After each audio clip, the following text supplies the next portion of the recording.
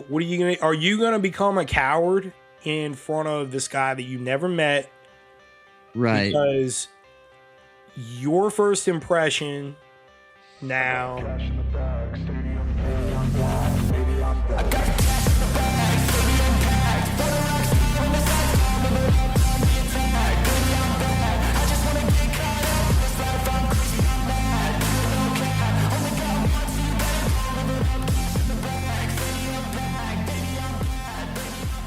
All right, welcome back to episode 23 of 11 Bang Gang.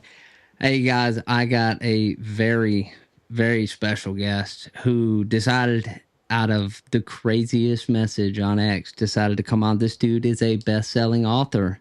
He is a podcaster himself. He was a recon army guy. Did a couple tours overseas, and this is a special guest. So I brought on Matt Everett, aka Brushbeater, for my ex listeners. Welcome to the show, dude. Say what's up. Hey, thanks for having me, man. Thanks for having me. Yeah. Okay. I'm flattered to be here. Like I told you off air, man. I will. There's only one podcast ever that I've turned down where I was like, nah.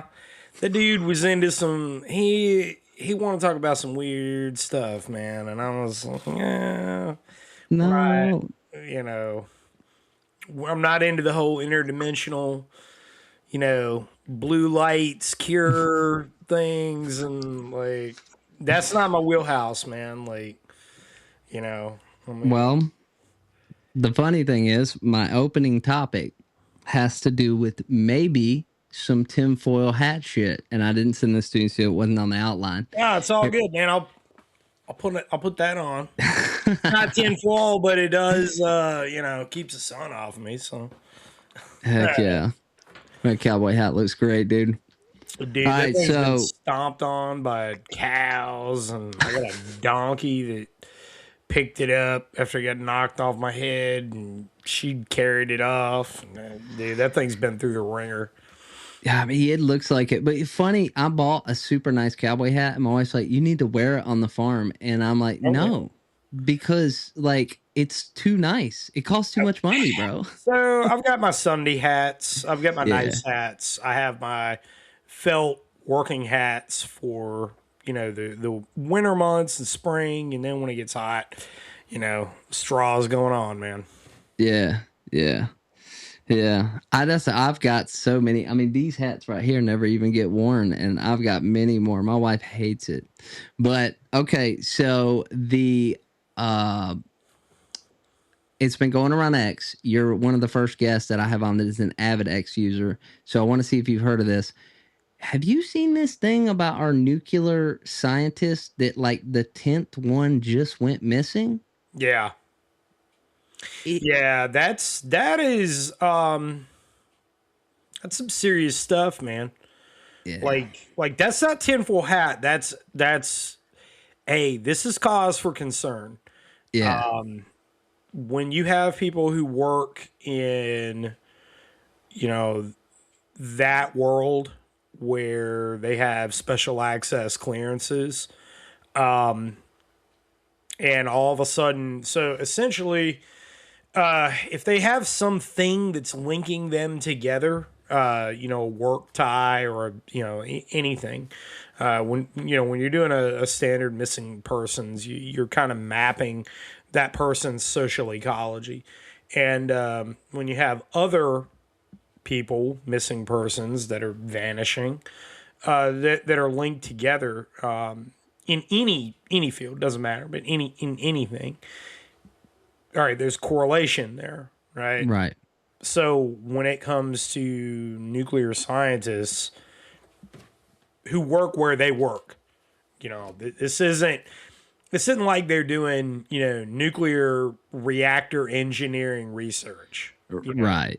They're working on the bombs. Yeah. And this is some Dr. Strangelove tier shit's happening here, So yeah.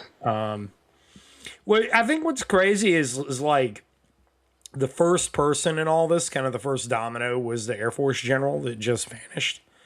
And he was like the first domino, and they made it out like, he was the way that they always paint people in the media, man, is been interesting to me. Since I was a kid, I paid attention to this kind of thing, Hmm. and they paint people a particular way in the media. All I don't necessarily know if it's like character assassination, but they want you to believe that this person is a particular way when they're trying to distract you from something else.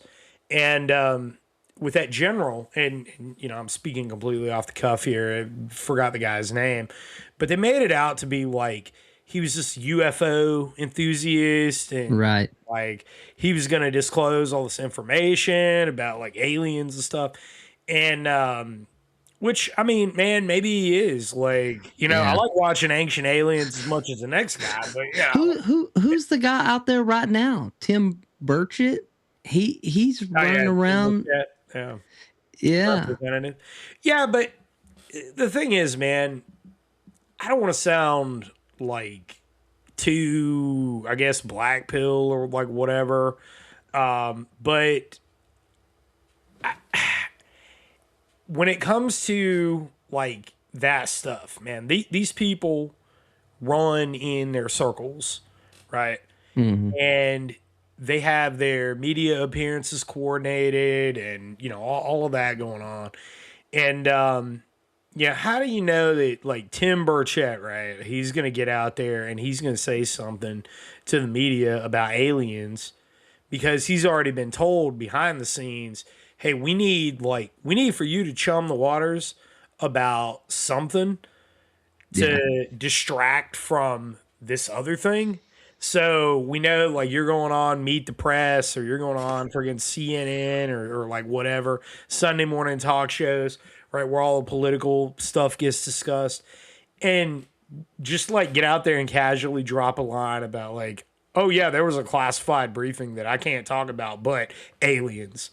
Like, Yeah, right. dude, Yeah. come on now, like, I mean, and let's be honest. Like, let's be honest. Let's be honest about aliens and like looking at the stars, and let's say every star, there's a solar system around it, and at least one of the planets is like the magic planet that can foster life, right? Mhm. Probability here.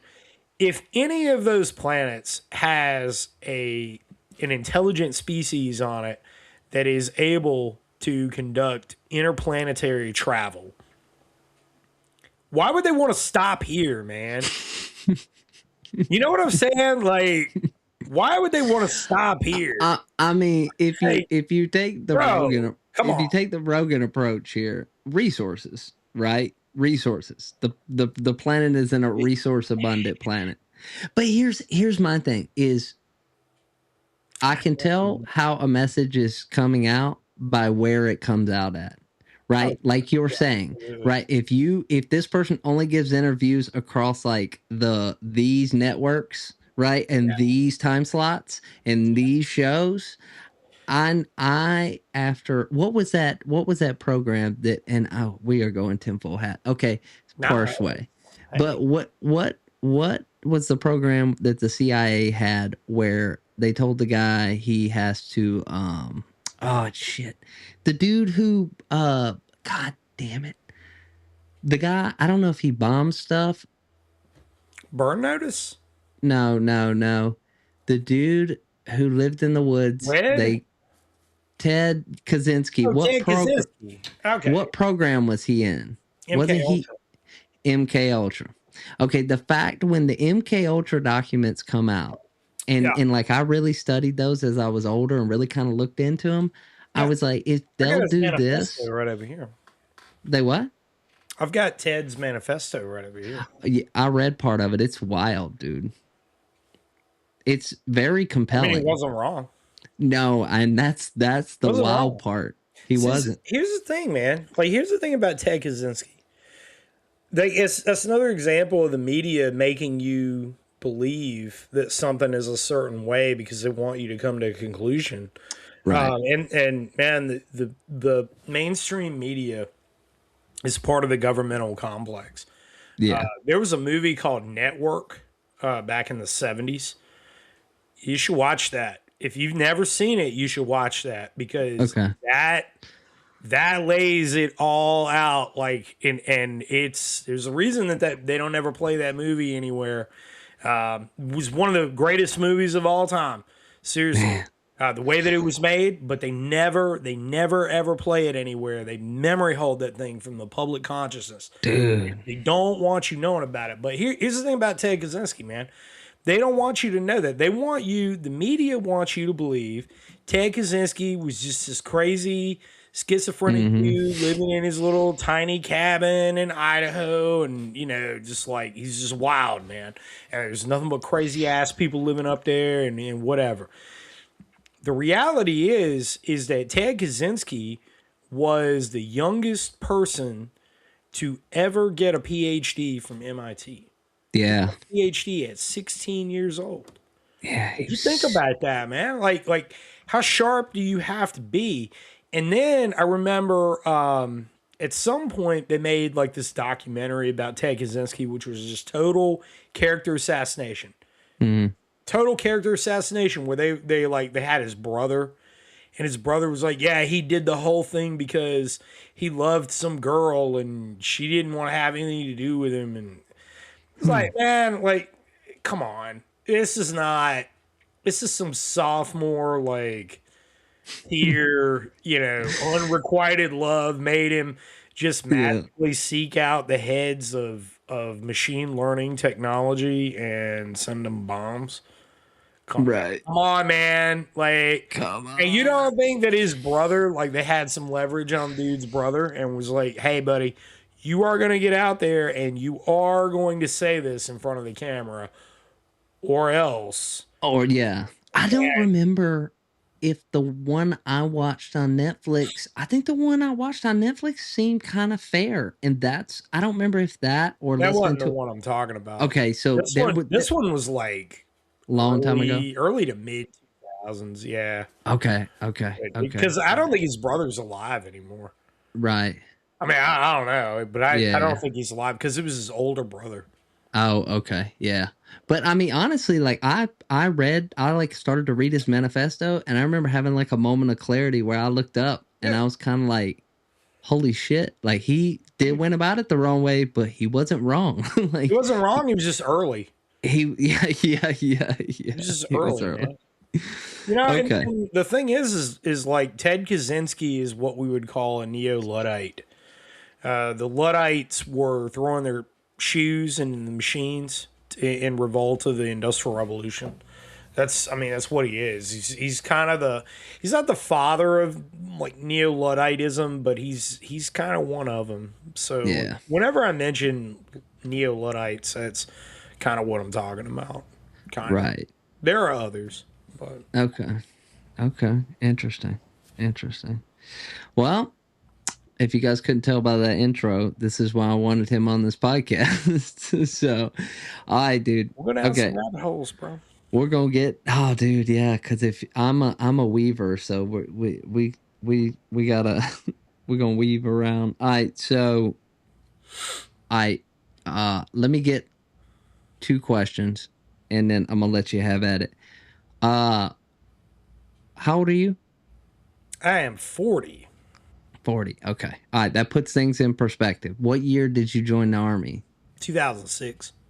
Okay. 2006. Okay. That helps like with the listeners. Like when you go through someone's story, giving their age, it's like, okay, now we know where to put this person. Okay. So, where'd you grow up and how was your childhood and what were your influences in joining the Army? So I grew up in the place literally where my gun shop is, Castle County, North Carolina. You never left. Yeah, nah. Well, I mean, I did, but I came back. This county is one of the poorest in North Carolina. Wow. It's extremely rural. It's kind of the eastern edge of the foothills. And it was a really cool place to grow up, man. It's extremely rural. I grew up on a fairly large farm, which I still own, and Nice. anybody that's come to class has been on it. And because that's it. And the house that I grew up in, is part of the training area, and the garage that's detached from the house is a classroom slash bar. And I always make the joke we get the best bar in Castle County. We do. I mean, it's all this top shelf liquor that people bring to class and just leave there. So we got this killer bar, but there's all this lore that's in there too. I mean, stuff from deployments is on the wall, multi generational things. I mean, I've got pictures of my family members in World War II, World War I. All the way through Desert Storm, and then myself, and that's it's kind of all of that. I mean, I grew up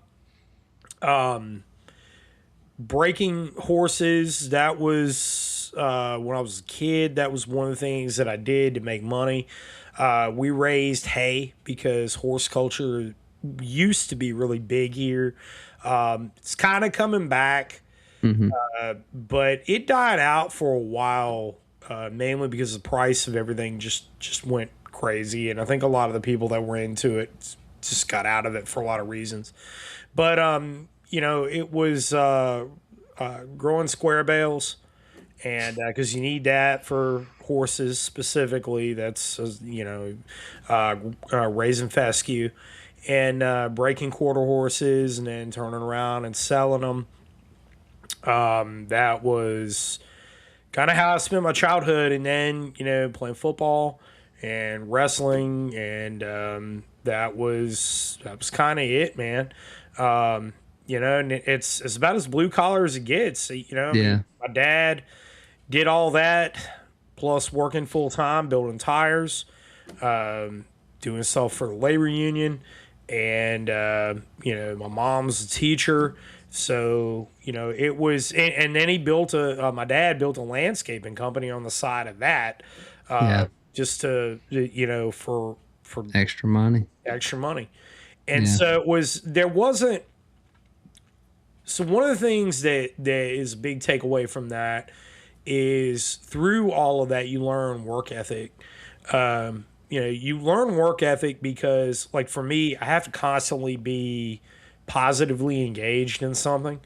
I can't be indolent. This is why I don't like video game players at all. And I'm dead serious. Like, I'm not saying Yeah. I don't either. I fucking despise it. Like people make references to video games. You're a fucking idiot.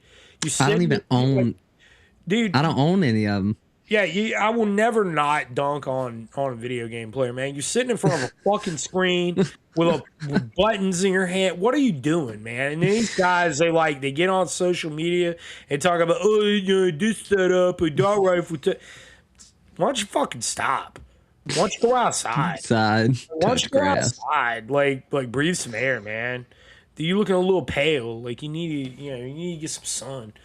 But nah, I mean, seriously, my kids, there's no video games, man. We don't do that. Dude, We don't know what that is. your the way you describe how you grew up that's the existence I'm living now, which is funny because I live in the same hometown and I swear I That's would awesome. never come back to this bitch. I said I hate it.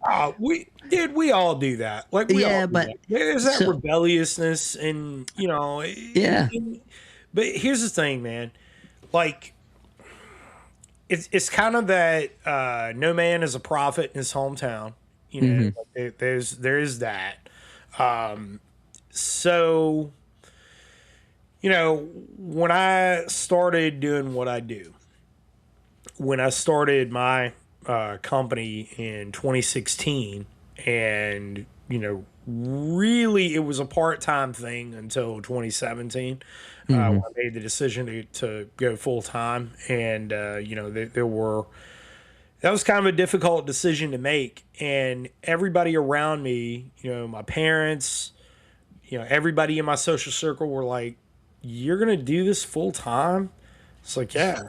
I'm like, because I already had a job, and I already had, you know when I got out of the army, I was actually teaching, And that was like, I was in this whole other field, man. It was, Mm. so it was, and I mean, my dad told me straight up, you have a job, you have a retirement, and you have a child on the way. What are you like? You're gonna go chase this thing out here, like doing what you did in the army, but you don't do that anymore. And who's gonna pay for that? And here's the thing, man. He was wrong, but he wasn't wrong based on what he knew. Right. And that's an important. That's a real important perspective to take away from that. Is they don't see it, but what they do see, they're not wrong about, because it's that whole nobody's a prophet in his hometown, and all my dad saw was that everything is local. Nobody around here is going to do anything like this. So how are you going to make any money? Like he just didn't see it the way that kind of the reality of the world as it was a decade ago, and still is now. He didn't see it that way, but Yeah. he told me before he died, before he got bad off, but that's kind of a whole other topic. But he told me, he said, I was wrong, and I was always real proud of that. But where I am now with all this is I didn't intend on any of this stuff to become what it became, man. I was just like, I seriously, I Yeah. didn't, I really didn't try to do like it's kind of an accidental success. Like, Yeah. so I started writing the Hold on. Brushbeater blog. We're gonna get into it. Okay, We're yeah, gonna get into it, but we I got got you. I got you. let me swing all the way back around. So for the listeners No, who are no, hanging it's on the cool. edge of their seat right there, sorry, I gotta put this back on track. Okay, so all right, uh let's make it okay. So real quick, first Yeah. impressions, 9/11. You graduated high school 2 years before me, so that means you were 2 years older. Yeah. What was your? I mean, so you grew up during the war. You obviously at some point were like, fuck yeah, this is what I'm doing. Oh yeah. So initially, I mean, I wanted to go in right after high school, like Mm, personally. That was, and I kind of, I don't have any regrets at all in life, yeah. like none. No, well, I only have one regret really, and that was I wish that I had started having kids younger than I did. Mm, But that's my only regret in life. Everything else, nah, man, I wouldn't trade any of it or do it any differently. But like 9/11 happened. I wanted to go in right after high school, but everybody in my life, because I was a pretty decent student, and everybody in my life, all teachers, everybody's like, nah, you need to go to college. Like ah, this is a thing like that's going on. We don't know how long mm-hmm, this is going to go on, but you need to go to college. Like mm, that's what you need to do. And so, I was a decent enough wrestler and went that path very briefly. Because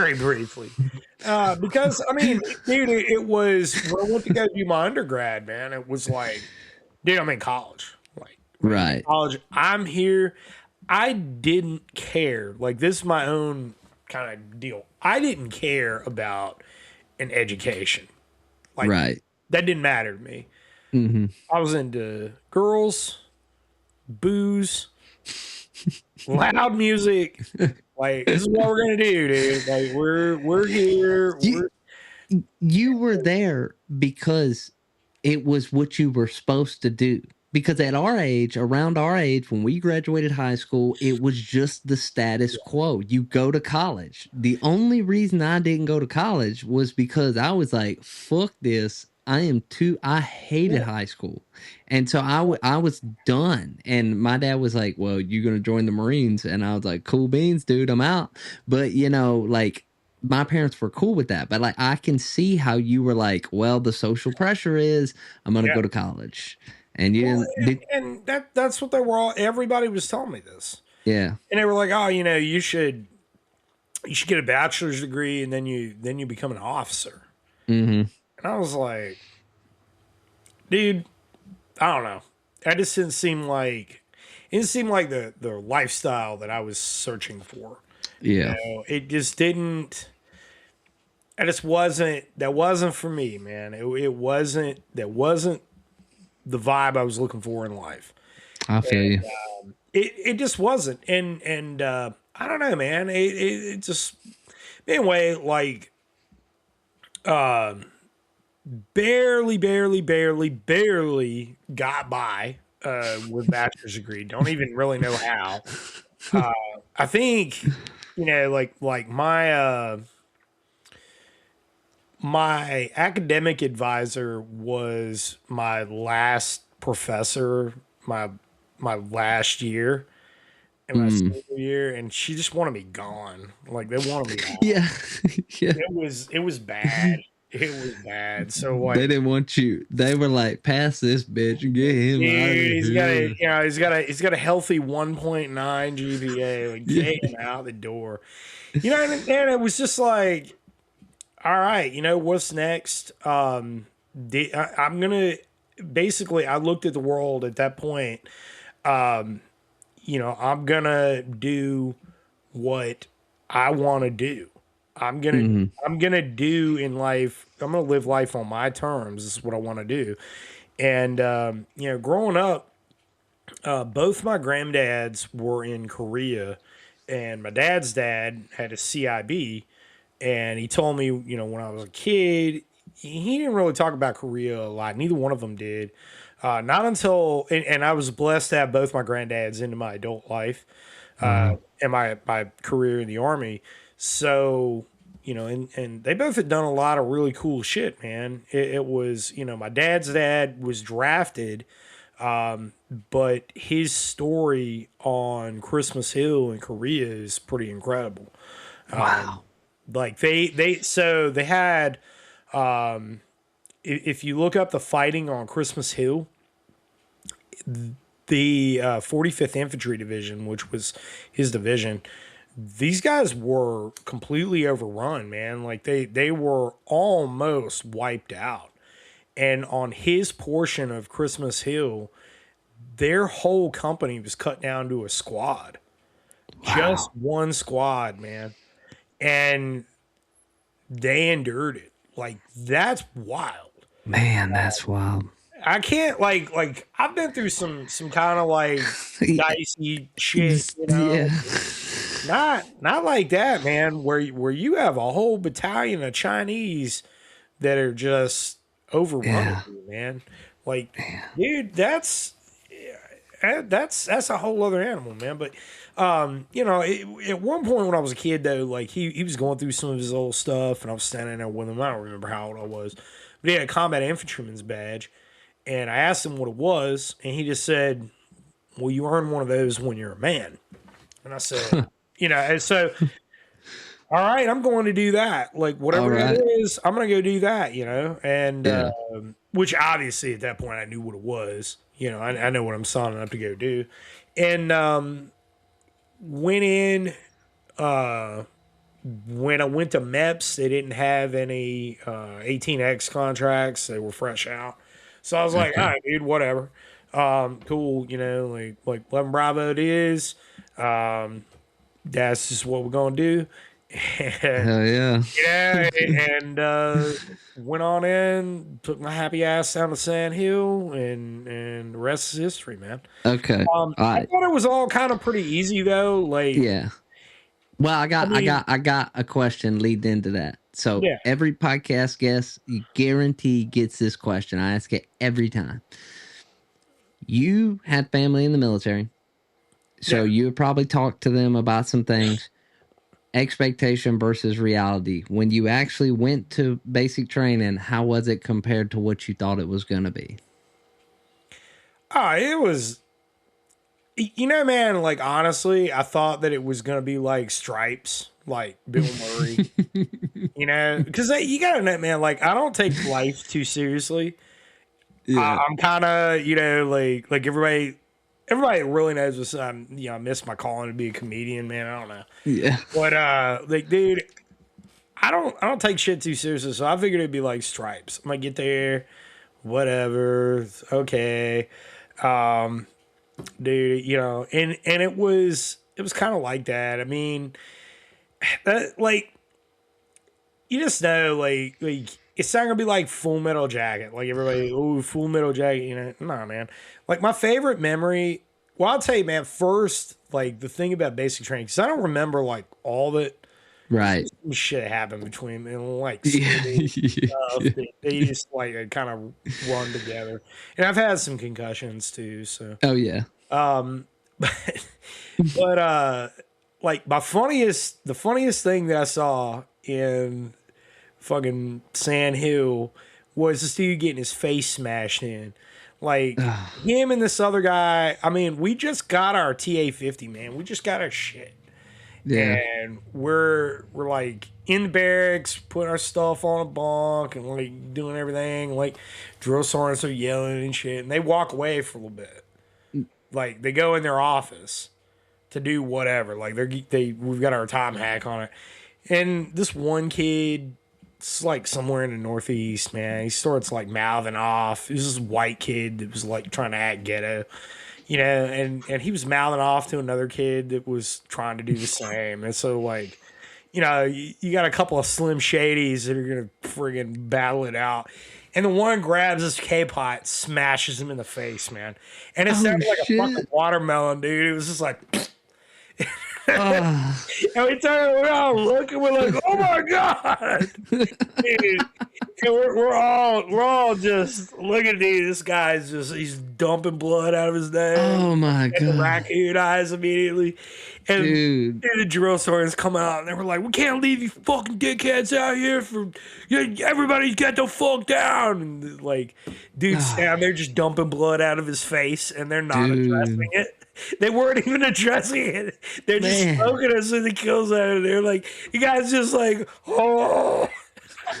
I wonder if that broke his nose. Yeah, dude. No. He went away. Both of them went away though. Oh shit! They went away. They didn't come back. I don't know where they went, dude. They just disappeared. They went to the pit of misery, man.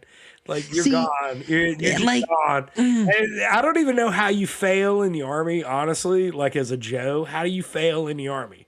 How do you fail in the army? How do you do that? They did. They figured it out. For me, the Marine Corps was exactly what I thought it was going to be. It was Full Metal Jacket. There was drill instructors. There's a tradition of them acting the same way. They always do. So it was exactly what I wanted. The problem was I didn't expect it to be so violent. I didn't expect them to be so vile. Dude, it was crazy because I was raised like a Pentecostal Christian, like good boy, and so like, dude, like I didn't like, you got a wake up call. Christian music, bro. You're like, people talk like this. Oh no! Now don't get me wrong. Me and my homeboys in high school drank, so like I did get away from the church thing like in high school, but it was still a culture shock. But I was talking to another podcast guest and now that you've been through some shit, now that you can look back at it retrospectively, I want to know what you think. You went to boot camp in 2006. Think about the guys who had already been on rotation to the Middle East, seen the war, and now they're going into their B billet, because I always felt like my instructors were crazy as fuck in SOI, School of Infantry, in boot camp. And now that I look back on it, I'm like, duh, a lot of those guys I knew dudes that had like 3 Purple Hearts that were drill instructors. And I was like, they've seen some shit. So,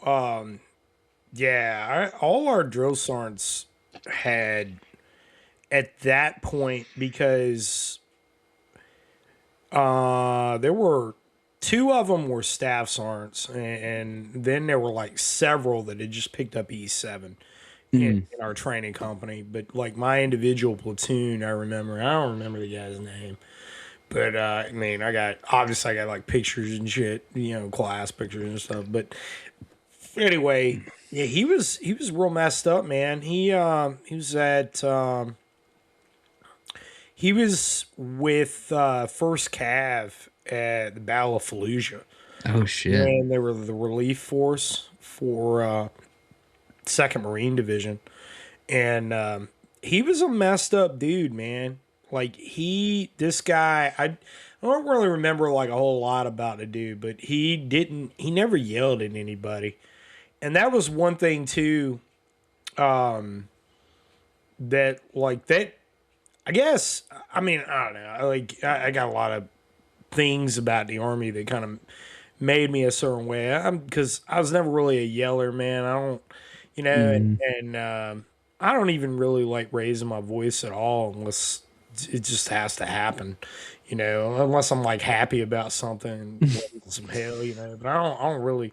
Stuff doesn't really get me worked up either, but this guy like he was real like quiet, but I just remember like when he would get into his faces, he would just say some like real dark shit, man.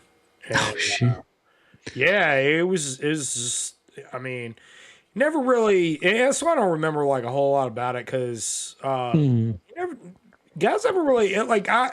The best piece of advice that my recruiter gave me when I went in, and I do remember this well, is always be in the middle.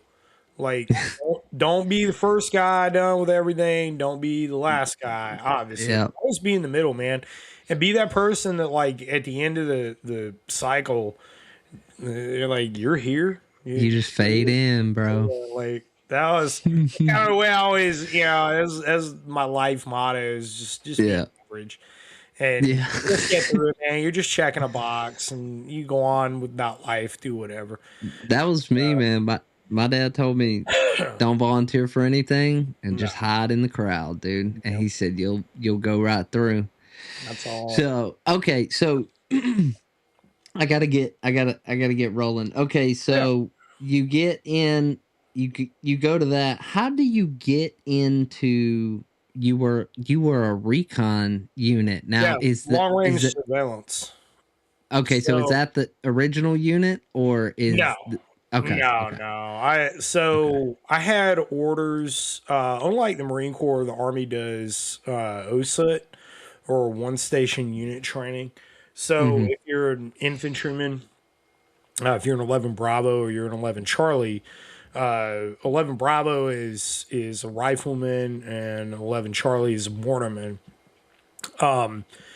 You're gonna, and I always thought like the Charlies kind of got screwed because they had to be there longer and they didn't get a choice in the matter.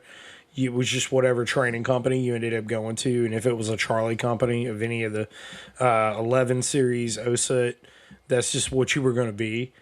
And Right. that was, But I mean, anyway, we all got orders cut. Most of the guys from my class, I do remember this. A third of them went to 10th Mountain, a third of them went to 101, and the rest of us went to the 25th. And Mm.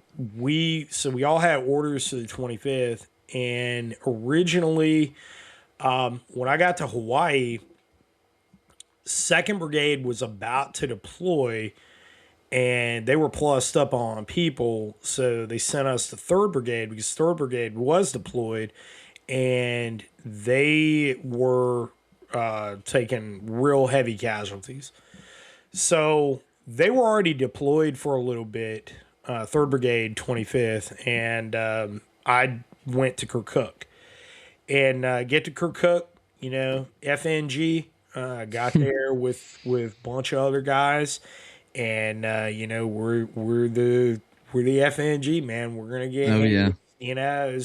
I mean, it's whatever, dude. Yeah, I mean, it's like this. Like, I mean, you know the deal, but for anybody listening to this, it's like being the new guy on a football team or being a new guy on any athletic thing. Mm-hmm. If you were an athlete in high school, you know the deal. You are gonna get fucked with. You're gonna get shit on. You're gonna have guys who are gonna get in your face, and you can't. So the second you take something like that personally, and because you got to look at it like, man, the way I saw it was these guys have already been deployed for a little while, man. Like, Yeah. you know the deal, and these guys are tight because this is a shit fucking situation here, Yeah. and I got to prove why I'm part of the team. Right. You know? And I not only do I need to build rapport with these guys, I need to prove that I'm not some fucking turd, man. Because I was literally replacing a guy who was the last FNG who decided that he was gonna friggin' talk to a football, walk around and act like he was crazy and talk to a football and just like, dude, the fuck's wrong with this guy, man? Like, I mean, really, you know, I mean, what a giant piece of shit, you know? Just because Wow. you're a, that's like, to me, man, that's the worst thing in the world. You can do you can be a complete sack of shit as a man in a lot of ways, but a coward is the worst. That's the Oh yeah. worst thing that you can call a man is a coward. That is the absolute worst, man. And so that guy was a fucking coward. Fuck him. You know, and I saw acts of cowardice that I saw out of other people as well, and fuck them. You know, Yeah. you just like, dude. You know, none of us, especially at like the tail end of OF5, you know, in Kirkuk, we're about to redeploy back to Hawaii, and you know, it's very end. Nobody wants to be riding up and down Route Clemson, friggin' dodging IEDs, man. You know, like we've dealt with enough Casevacs, we've dealt with enough amputations and friggin' all of it. You know, I get it, man, but dude, it Hold is on. what it is, man. So you get to 25th ID. Do you go to Hawaii and then immediately punch out to?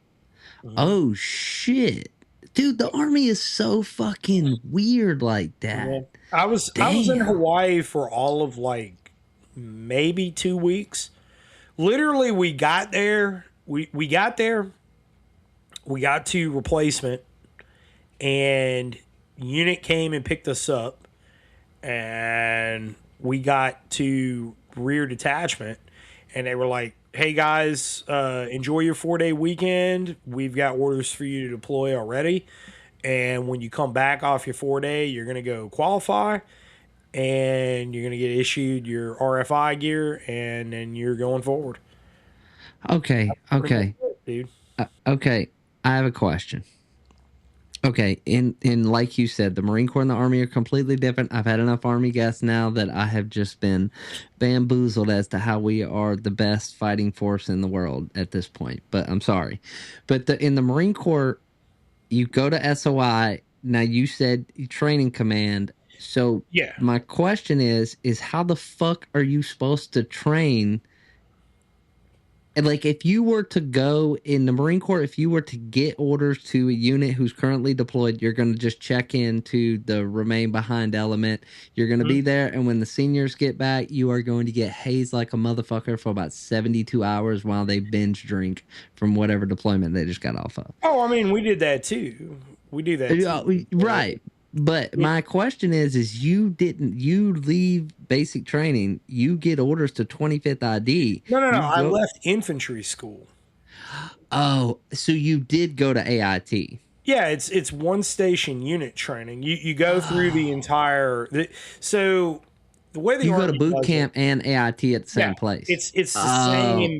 Okay. So what you do, Okay. the way the Army does it is you have one very long basic training. If you're an 11 series guy, you get one very long basic training. Got it. You know, tankers, tank drivers, they do that. So, the 19 series guys, artillerymen out of Fort Sill, it's one long school. And, one thing about the Marine Corps that I've always thought was really good is how you have boot camp. Like it's a monolith. It is a thing. Right. And the Army, it is and it isn't. Like there are Yeah. so there are your core tasks that you do as a soldier that every soldier has to perform, right? That you get tested on. It's they used to call it the common task testing. The soldier's manual of common tasks covers all of that, and you have to, it's like basic shit you got to know how to do. Right. Which honestly, most of that stuff you should probably, like, most people ought to know how to do that anyway. Right. I mean, like, I'm not trying to dunk on the Army, man, but because obviously I love it. But none of it, again, I didn't think that it was that hard. Like, Right. this stuff it's not fucking rocket science, man. But but when you go to like your 11 series school, you're doing infantry shit from day one. So it's you're getting, like, you're going through basic training, but you're getting the infantry skills from day one also. Yeah, so So they're mixing in the job with the basic training. right. Wow. And like in infantry school we had the turning blue, where you go, like, you're quote unquote graduated from basic training, and like now you're moving on, and it's I mean, cool, Yeah. it's but you're still going to be there for a while. Right. And back then it was 14 weeks. I don't know what it is now, but it was 14 weeks long, so you're there that whole time. And I get to Hawaii, Boom. like, you're going, dude, All right. 2 weeks, you're out the door. And God next thing I damn. know, I'm in Ali Al Salim, Kuwait, getting ready to push north. And, Okay. next thing I know, I'm in fucking Kirkuk, Iraq. Fucking okay. So when you get to the Middle East, you're probably what? Shit, 25, 26, Well, I 22. was 21. Oh, that's right. 21. Oh, yeah. I turned 22. Oh, that's right. Because you only did 4 years. Okay, so yeah. So you get there. What's your first impression? I mean, dude, you're from Nowheresville, fucking North Carolina, just some hick, fucking. So Kirkuk, like, my first impression of Kirkuk was when we got off of the C-17. We flew in on a C-17 into Fob Warrior, and we get to the terminal where it's transients. I forgot what they called it, but anyway, friggin' one of the platoon sergeants is there to pick us up. Now, this platoon sergeant in this company, this platoon sergeant's an infamous guy in the Army. Like, especially at that point in time, and there's probably some dudes, if I mentioned him, they're listening to this podcast, be like, oh shit, I know him. He was actually in the Marine Corps. He was a scout sniper in the Marine Corps and came over to the Army. And Chris went on to do great things in his career. And he was an incredible human being, man. I loved him to death. But, brand new Joe, first impression, he was in the History Channel's documentary of Sniper School for the Army, which is kind of dated now. But if you look at it on, if you watch it on YouTube, you're actually going to see him. And he's all painted up and looking psycho. And he's saying some kind of borderline unhinged shit. He's not ginning it up for the camera either. That's just how he was and is. He's this guy. So I'll tell you more about him here in a minute. But he's like, kind of standing there sizing us up, and he's like, "All right, I want you to load all your stuff onto the little Haji van." Cool. Like, we load all our shit on there. And I'm already I got an idea of like what's about to happen, probably because you're going to get fucked with, man. But some of these other kids I got there with, like, they're blindsided, man. They have no idea. Like they've never been hazed before. They don't know how this is gonna go down. And dude, he hops in the front seat of that thing, and he's like, "All right, keep up with the van." You know, like we got all our IBAs, weapons, like all our shit. Oh And shit. Rux, we just threw, our A bags in the back of this Haji van, and he takes off, and we're fucking running, and we're running around the flight line at Fob Warrior. Well, friggin' rocket comes in, Oh shit. dude. Yeah, it's nighttime, and we're like, oh shit. And he just leans out the window and he's just like, well, I guess you better hurry up. Oh my god. Holy fuck. It was great, dude. It was great. So, I mean, we Dude, get in are there. you Like, terrified? I mean, you gotta be like, well, no, not really, because, I mean, in the back of my mind, I'm like, holy fuck, that just happened.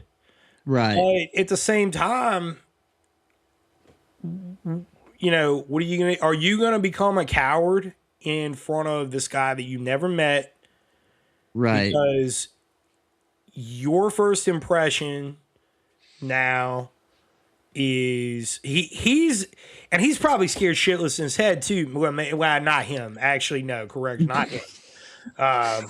He was nah. No, That's not that guy. he was and hopefully still is. But in his mind, he's probably thinking, knowing him, he's Yeah. probably thinking, I want to see which one of these motherfuckers first falls out, and two, which one of them's a coward. I want to, Yeah.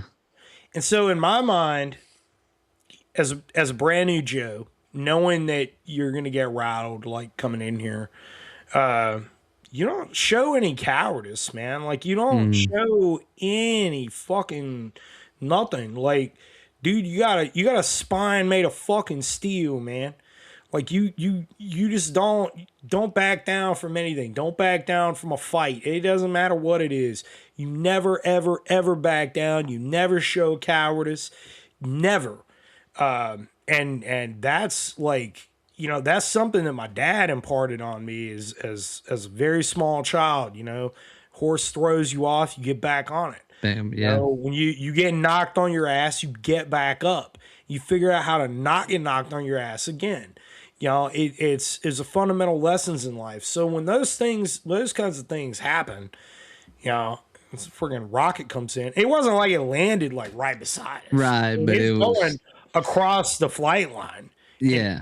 Like we could still see it splash, but it was just like, oh shit, that just happened. Yeah. And I mean, whatever, man. We get to the company and got to our company area, and you're coming in there. All right, everybody's gonna do 10 pull-ups before you go into the company. Okay, cool. Like, bang them out because again, it's another test. It's Right. another test. You're getting your cage rattled. And so go in there. First sergeant comes in. Dude looks like Bill Goldberg, man, and he's just telling you the deal. It's okay, guys. Here's how it is. You're brand fucking new, and you're gonna get shit on. You're gonna get, you're gonna get roughed up. Everybody's gonna fuck with you because you're the brand new guy. If you take it in stride, and he's like, I'd hate to be in your position because you're also at war, but Yeah. that's the way that it is. You earn your place at the table. All right, man. That's what it is. You have to be a person that others can depend on. And so being that blunt up front is a clear expectation of standards. Yeah. This isn't some touchy feely, let's be friends and nah, man. Like we're here to kill people and break shit, dude. Yeah. Like, dude, you're in a company of friggin' meat eaters, man. And, Yeah. and like if they're not out doing kinetic shit, they're gonna be going at it with each other, Right. fighting over something, man. They're gonna figure it out, dude. So it was, it was, but Kirkuk was it was what it was, man. It was certainly a forging of metal. It was and I mean metal is in like your personal metal, Yeah. not metal, but like, but it teaches you about who you are, and you learn that you take those lessons, and it makes you a strong person. I stayed in that unit for the next deployment, going to Samara, and that one, wasn't there wasn't as bad. I mean, we took some casualties, and there was some shit that happened, but it was a very different animal. The company was that unit was kind of a different animal too. And I'd been around for a while. We had 10 months in garrison between the deployments, and you're certainly earn your place at the table, and make a name for yourself, and um, be somebody that others can rely on. Yeah. Yeah. I mean, so a couple of quick questions about that first deployment. You said that was a pretty kinetic um, deployment. Was it more kinetic as in IEDs or both? Did were y'all getting into firefights and IEDs? It was a little bit of both. Yeah. Well, I mean, a lot of bit of both. It calmed down a lot during the summer. And kind of getting back to your question about, like what was my first impression? I'm gonna tell you, man, the shock of poverty, like real poverty, man. And like here's the thing, man. Growing up in one of the poorest counties in North Carolina, like I tell people, kind of, I didn't grow up in a trailer, but I'm definitely, I know the trailer hood well. Yeah. Like man, people in America, and I'm not saying that there's not certain pockets of America where there's some destitute poverty. Man, there is, dude. Parts of Ohio, Southern Yeah. Ohio, man, West Virginia. It's man, there's some destitute poverty up there. Yeah. But there is no level of poverty like what you will see specifically in Iraq. Afghanistan, yeah, people are kind of poor, but well, I mean, people are very poor in Afghanistan, but It's they're more not. tribal. Yeah. They Yeah. they have like a social system in place that's pretty evident when you observe it. Right. And Iraq, dude, you talk about people that ain't got nothing, like Yeah. nothing. No. And dude, I mean, like the very first time Happy I saw, people like, though. yeah, it could be. They could be. I mean, I saw this guy selling gasoline. Like one of the first things I saw outside the wire. First time I go outside the wire, dude selling gasoline in little gallon jugs, man, on the side of the road. And it's just like, bro, I like, fuck, dude. Like, and that's all that guy's got. That's all he's Man. got. Like he can't. And I'm gonna tell you, like the other thing too is that you know, at that time, everybody saw like what the war looked like on TV. Because Right. everybody was watching the news, and like whether you were for it or you were against it, everybody was glued to the news, and like they were putting up the pictures of the fallen and stuff every single night, and like they had the running tally, and all you think about is like, dude, this is how this is fucking war. This is what it's like. When you get there, though, like the other thing that stuck with me, and it's kind of always stuck with me, and I've tried to impart this perspective on others, man, kind of to no avail, is life goes on. Yeah. Like life goes on in a war zone, man. Life goes on. People are gonna keep doing. They're gonna keep living their life, man. Like Normal they're gonna shit. navigate that, and I mean, it might be working against you. You don't know, Yeah. and it's a quagmire of a counterinsurgency, kind of a larger strategy, but down at the ground level, as like just a soldier, man, just some guy, like put on my friggin' helmet and my vest and get to work, just like the Roman Legion did, eons ago. It's dude, like these are just people, man. They're living Yeah. life, and I'm living. I'm here as part of my government because this is where they sent me. But these people are from here, man. Like they're living their life. Like I'm gonna leave at some point, maybe if I'm lucky. And They're yeah. gonna they're gonna keep at it. Man, I thought about that, dude. That's a great point. I thought about that when I was in Afghanistan. I didn't think about it long because you're so dialed into what to the job, to the mission, to the Yeah. everyday. But there's times of boredom in war, and there's a lot of time of boredom sometimes. But I remember sitting around, and I remember thinking that one day I was like, man, I'm gonna leave, and these motherfuckers gotta stay, dude.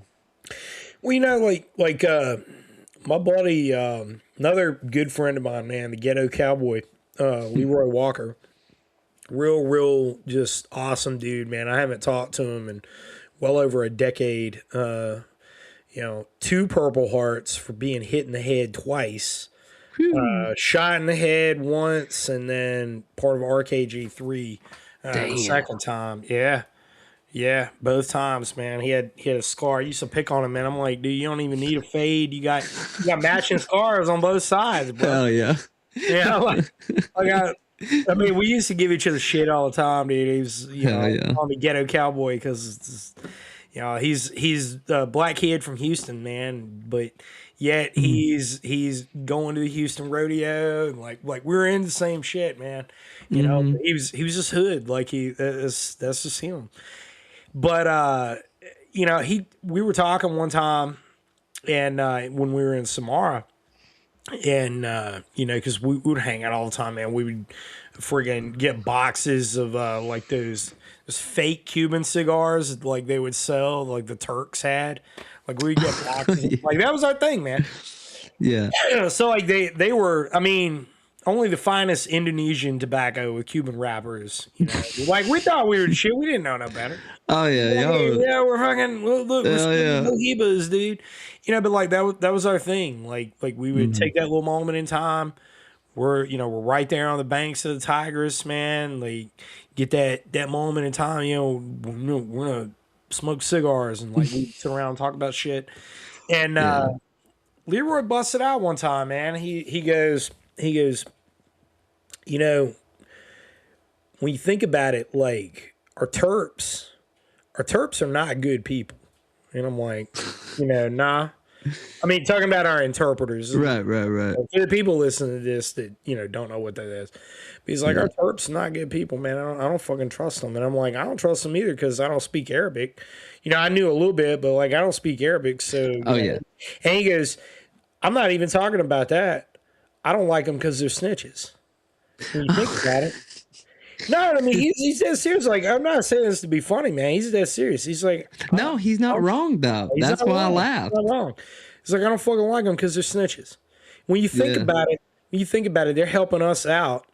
We're invaders, man. We're occupying this place. This ain't our home. Like Right. we're here on business, and they are willingly snitching on their own people. Yeah. And you think about it like that, and you're like, yeah, Like a man, brown shirt, dude. In yeah, Germany. yep. Like Man. these guys, man, they're terrible ass people. Well, we had the Taliban murder one of our local not it wasn't a mullah. I don't remember what they called the other one, but yeah, he was like a local town, dude, and he was passing this information, and the Taliban murked his ass, and that's when like I realized on deployment, I was like, oh shit, bro, like all these people that are giving us information, they're putting their fucking lives on the line, dude. Like this ain't like, Yeah, and you got to think about it too. Like, what's their motivation yeah, for turning on their own countrymen?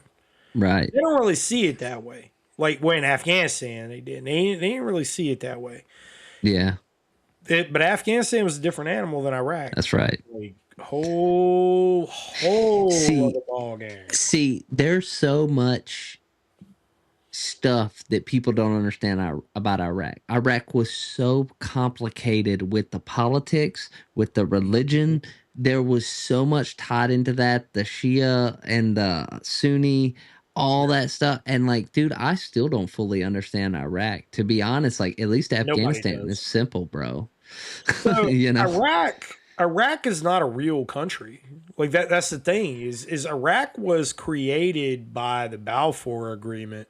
Like even Iraqis know this. Like you talk to any Iraqis that are, here in the US, they'll tell you that, man. Like but here's the thing is you will never meet someone from Iraq that claims they're from Iraq without some sort of qualifier with it.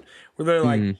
oh, I am a Sunni from Baghdad, or I am a Shia from Tikrit, or I'm a Shia from Mosul. Like they're not, I'm a Kurd from Erbil.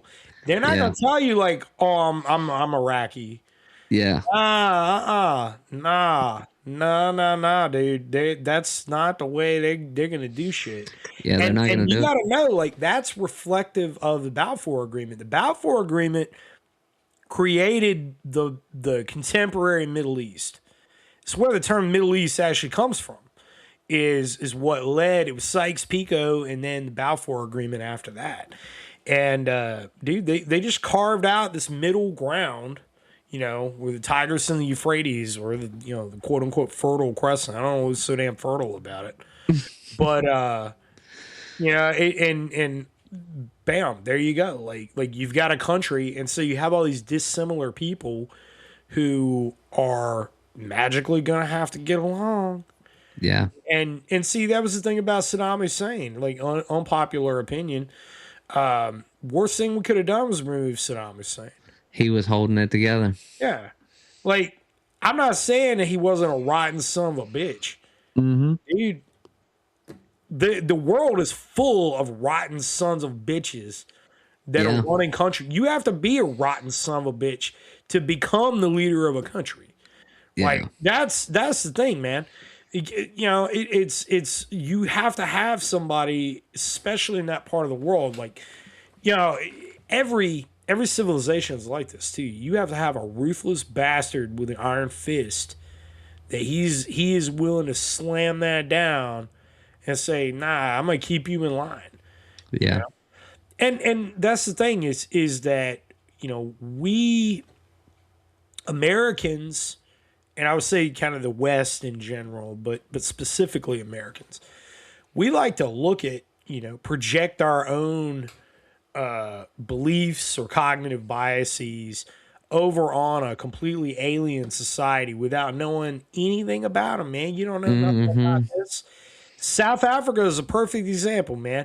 Everybody, I remember, man, when I was a kid in the 90s, and everybody, you get them little scholastic magazines, whatever, like try and get poor kids to read. And every one of them, it's got Nelson Mandela's face on it, Yeah. Nelson Mandela and like the releasing doves and shit. They don't tell you, man, this dude is a friggin' butcher.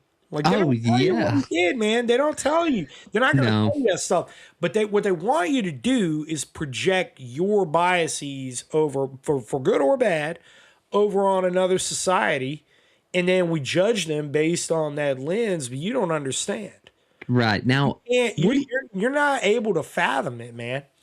what do you think about this? And I feel like you would agree with me on this, that like you said, there's some countries that yes, they need that iron fist ruler. Hell, look at Libya before we fucked that up. The What United was it? States needs an iron fist ruler.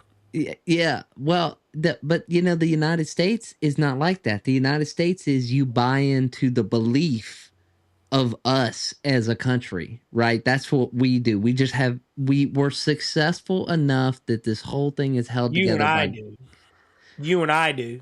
But right. the problem Yeah. is we've got a whole we have a whole section of the people that occupy the United States. right? Right. All they say it's 320 some million. I say it's probably closer to 360 million because there's a lot of people we don't know about and they're just hanging out, like doing shit. But we already now have this entire apostate section of a populace that's living in the United States that doesn't give a shit about the United States. They don't care. They don't Right. care. They don't care, man. Like you're not gonna go to Minneapolis and start talking about freaking Jefferson and having, you know, the ideals of Thomas Jefferson, and you're gonna have Ilhan Omar types. They're gonna be like, yeah, that's great, that's lovely. Nah, man, nah, like nah. Yeah, that's not. We're Yeah. so far I from mean, beyond well, that, man. Like, it worked. It worked for a while. You know what I mean? yeah, And you're right. The problem is the American experiment. But I mean, your overall point is absolutely correct. We project the American experiment onto other people, and every time we have done it, we have fucked it up. yeah. Every time. I This don't doesn't think make there is. sense. Doesn't make It, sense. It doesn't make sense. Like to your average Iraqi. I mean, my buddy on Twitter, and he will just call him Diomedes Appreciator. Diomedes Appreciator on Twitter. If you don't follow him, you should. Great dude. Great guy. But he and his takes on society are very they mostly mirror mine. But one of the things that he brings up fairly often as it pertains to geopolitics is he was in Iraq before I was, a little bit before I was. And he was there for the first Iraqi general election where all the Sunnis sat it out. mm, They sat it out in protest and said, nope, we're not going to participate in it. Well, surprise, surprise, you get a government full of Shias, and Shias and Sunnis have mm, this, mm. very old blood feud.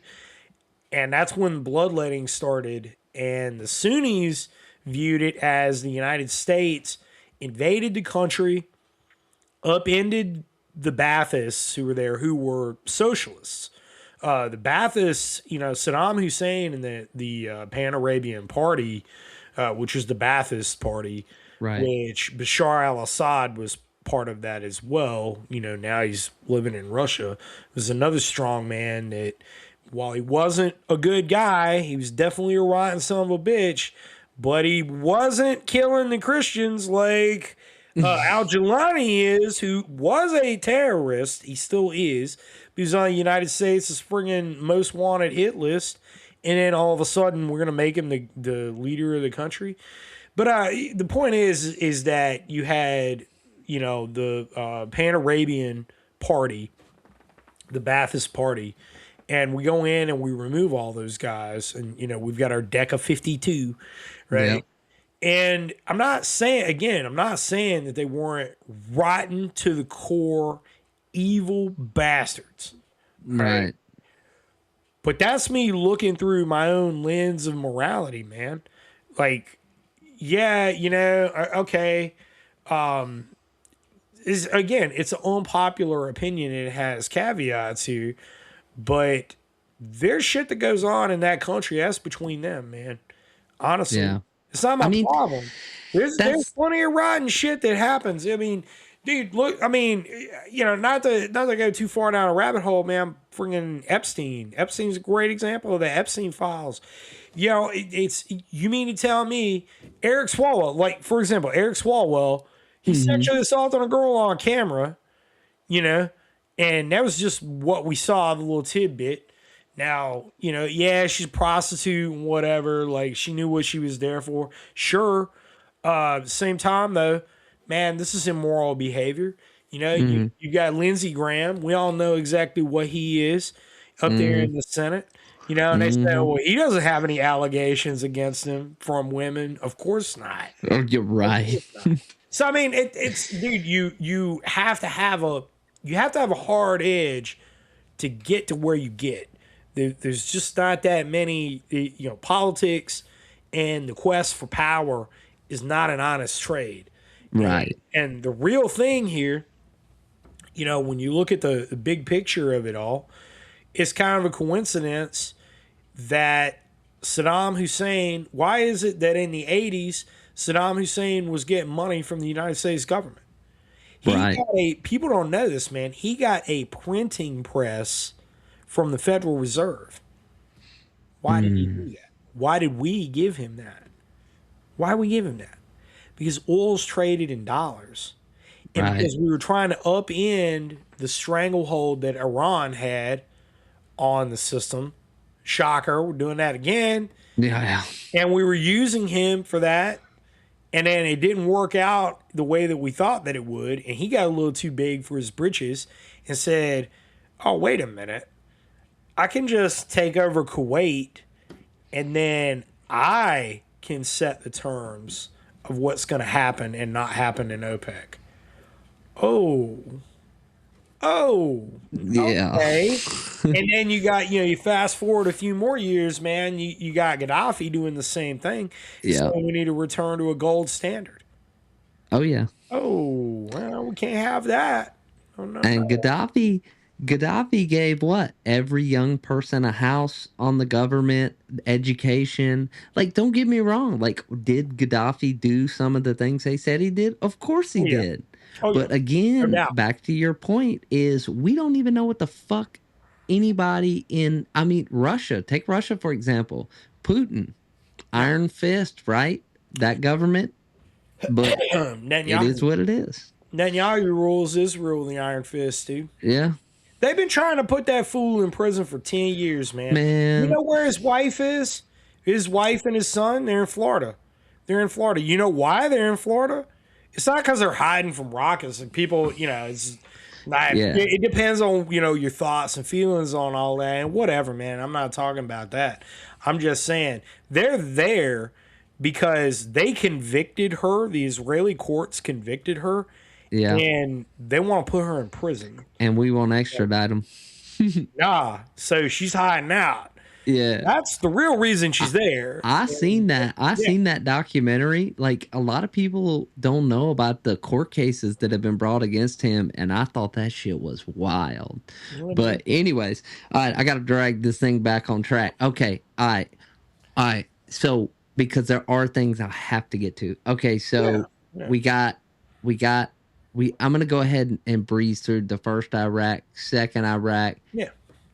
You got blown up 7 times. Yep. So I'm assuming a couple of those were in first Iraq 1 and 2. So I'm going to ask just real quick. You get back from the second deployment. You've now had 2 combat deployments. You said the first was rougher than the second. Yeah. You probably got a little bit of rank by now. Yep. Are you just fucking cranking it with the boys in the barracks? Beers, dude. Are you married at this point? What's the personal life looking like after 2 deployments? Oh man.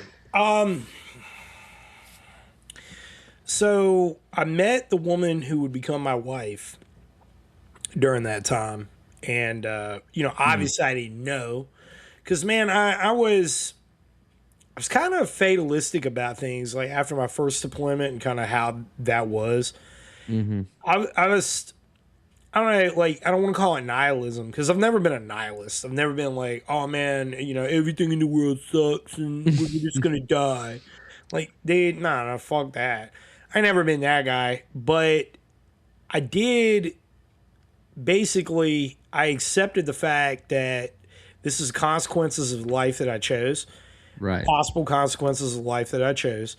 And I don't want to project my possible loss or like whatever might happen to me. I don't, my parents and everything and like people back home would be obviously upset and whatever, but I didn't want to extend that like to anybody else in the world, I didn't basically, we were all kind of living a little unhinged, between deployments, just going crazy, partying, just friggin', like burning it down, man. You know the life. Yeah. And it was, but you're not trying to like you're not trying to get your life settled out. You're not trying to, you know, oh man, I'm gonna meet this girl and like, then we're gonna have a dozen kids and this is not You're with the boys, man. Like what's at that it time. right. And you're just thinking like, dude, man, like I might be dead not long from now. So I don't want her dealing with that. Like she needs Mm. to, girl needs to be out there partying and she's looking good and young and beautiful and getting out there and clubbing and having the time of her life, man. Early 20s, get out there, get after it, and so it was. But inadvertently, I met her and it was just kind of weird, man. It was like one of those things, and we got extremely tight very very quickly. Kind of just totally unexpected, man. It just was what it was, and Mm. you know we have an incredible marriage, and still, we didn't get we didn't get married for a little while. We were together for Yeah. a little bit, and then we finally tied the knot. And it was that was really more me than her, I think. Although we were both taking our time with stuff, but I mean, you probably saw a lot of dudes that would get married just to get out of the barracks. Oh yeah. Well, I mean, here's Eh, the thing. I got married I did one deployment and basically 2 years in, and then I got married. And so I've been married since I was 20, and me and my wife are still married 15 years. Oh, that's awesome, So bro. yeah, yeah. So like for Awesome. me, I was one of the rare cases where Yeah, it worked. And yeah, all these other people around me were getting divorced. They were getting married, getting dude. divorced. And me Yeah, and my wife are just like, what the fuck? Like we made it, and it's it's wild. yeah, it is, man.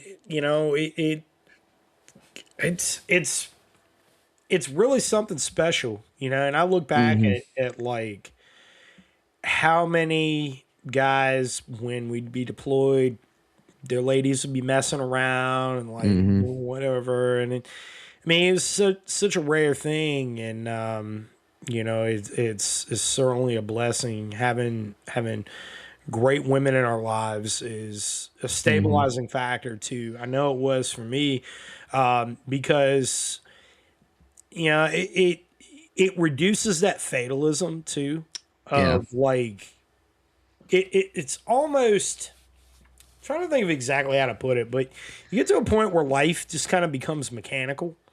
You Yeah. just like you wake up, you have your set routine, everything's real mechanical, but you're just waiting for it. Like whatever it is, you're just waiting for it. Like when you're deployed, you're just waiting for it. You're waiting for that. Like shit's gonna go down. It's gonna happen today.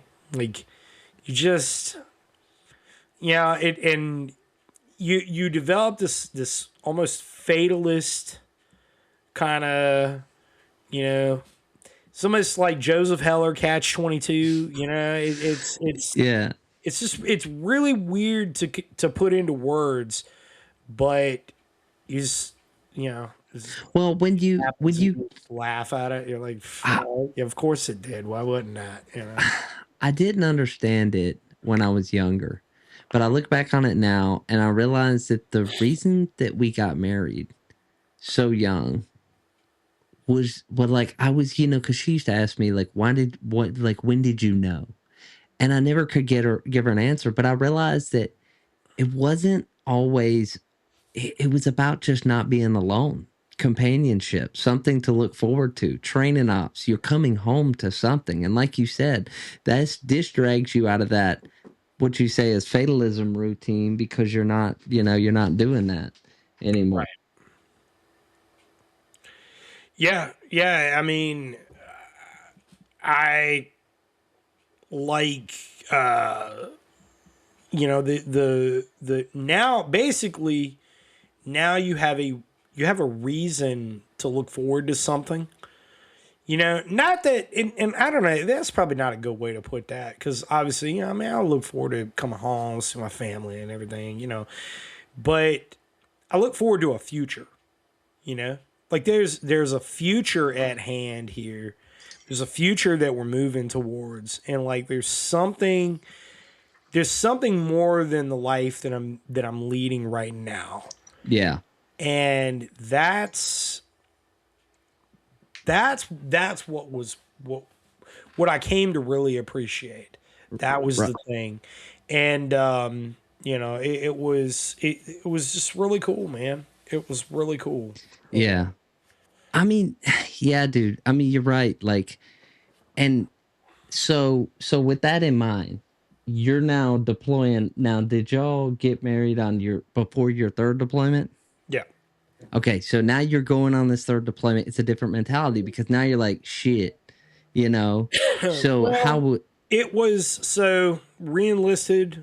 I reenlisted on my second deployment.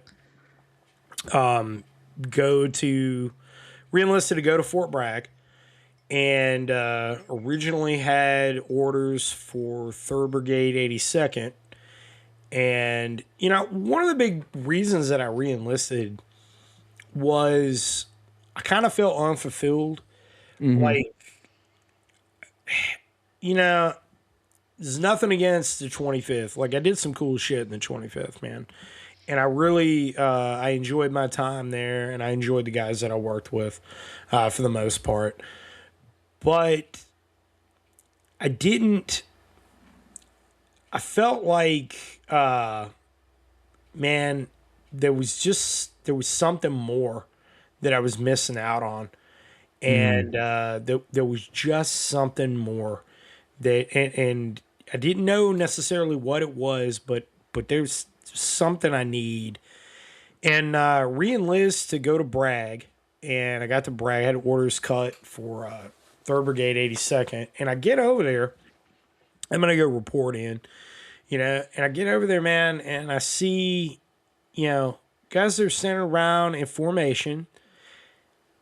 Dudes over here picking grass, around the company area, and I'm like, I saw it, and I was like, this is the world that I just left. Like, nothing against, line infantry units at all, man. I love my time there. Love the boys. Love it all. But, dude, that's the world I just left. Like, I left that Yeah. world not feeling fulfilled. And, like, there was just something more that I needed to be doing. And the long range surveillance companies, so LURS, that is nicknamed LURS. The LURS companies came from the long range patrol companies from Oh Vietnam. my God. Yeah. Hang hang on 1 second. Yeah. Just real quick before you get into it, because I want to ask this because did this program get disbanded at some Yeah. point? Oh my God, dude. One of my podcast guests was like, this was like his reenlistment incentive. And he got to the program, and before they could deploy, they got disbanded. Yep. Yeah. I knew I remembered this name. Damn. Yeah. Okay, so so long range reconnaissance. Okay. So, got over there, had an opportunity to get over there. And, they were holding selection.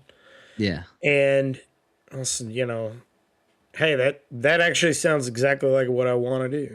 Pretty It cool, was, yeah. and I mean, I already had done a bunch of cool guy stuff, like, my man killer CV was looking pretty good at that point. Yeah. And got over there, went through the selection, the LIC, Lurse Indoctrination course. It was, the first thing I noticed about the company was it was a completely different environment from where I had came from. Everybody that was there was, the maturity level was way higher, like through the roof. Mm-hmm. There was, you didn't have the juvenile shenanigans that you get, in infantry company that you look at, like line infantry company, whatever, the shenanigans that they're gonna friggin' have, you didn't have any of that. None Yeah. of that. They didn't tolerate that shit. You want to act a fool, you're gone. Like they'll Yeah. send you down the road, and down the road means you're going to 82nd. These boys were professionals. Yeah, it was. So everything was big boy rules, and I really liked it. It was. And the thing is, man, is I did a podcast on Radio Contra with one of my old buddies from that company, who's now a trainer too. Ross Martin, Marty is his nickname, Team One Tactics, and like the there's. I say this because every unit had like that little conflict of personality here, there, wherever, right?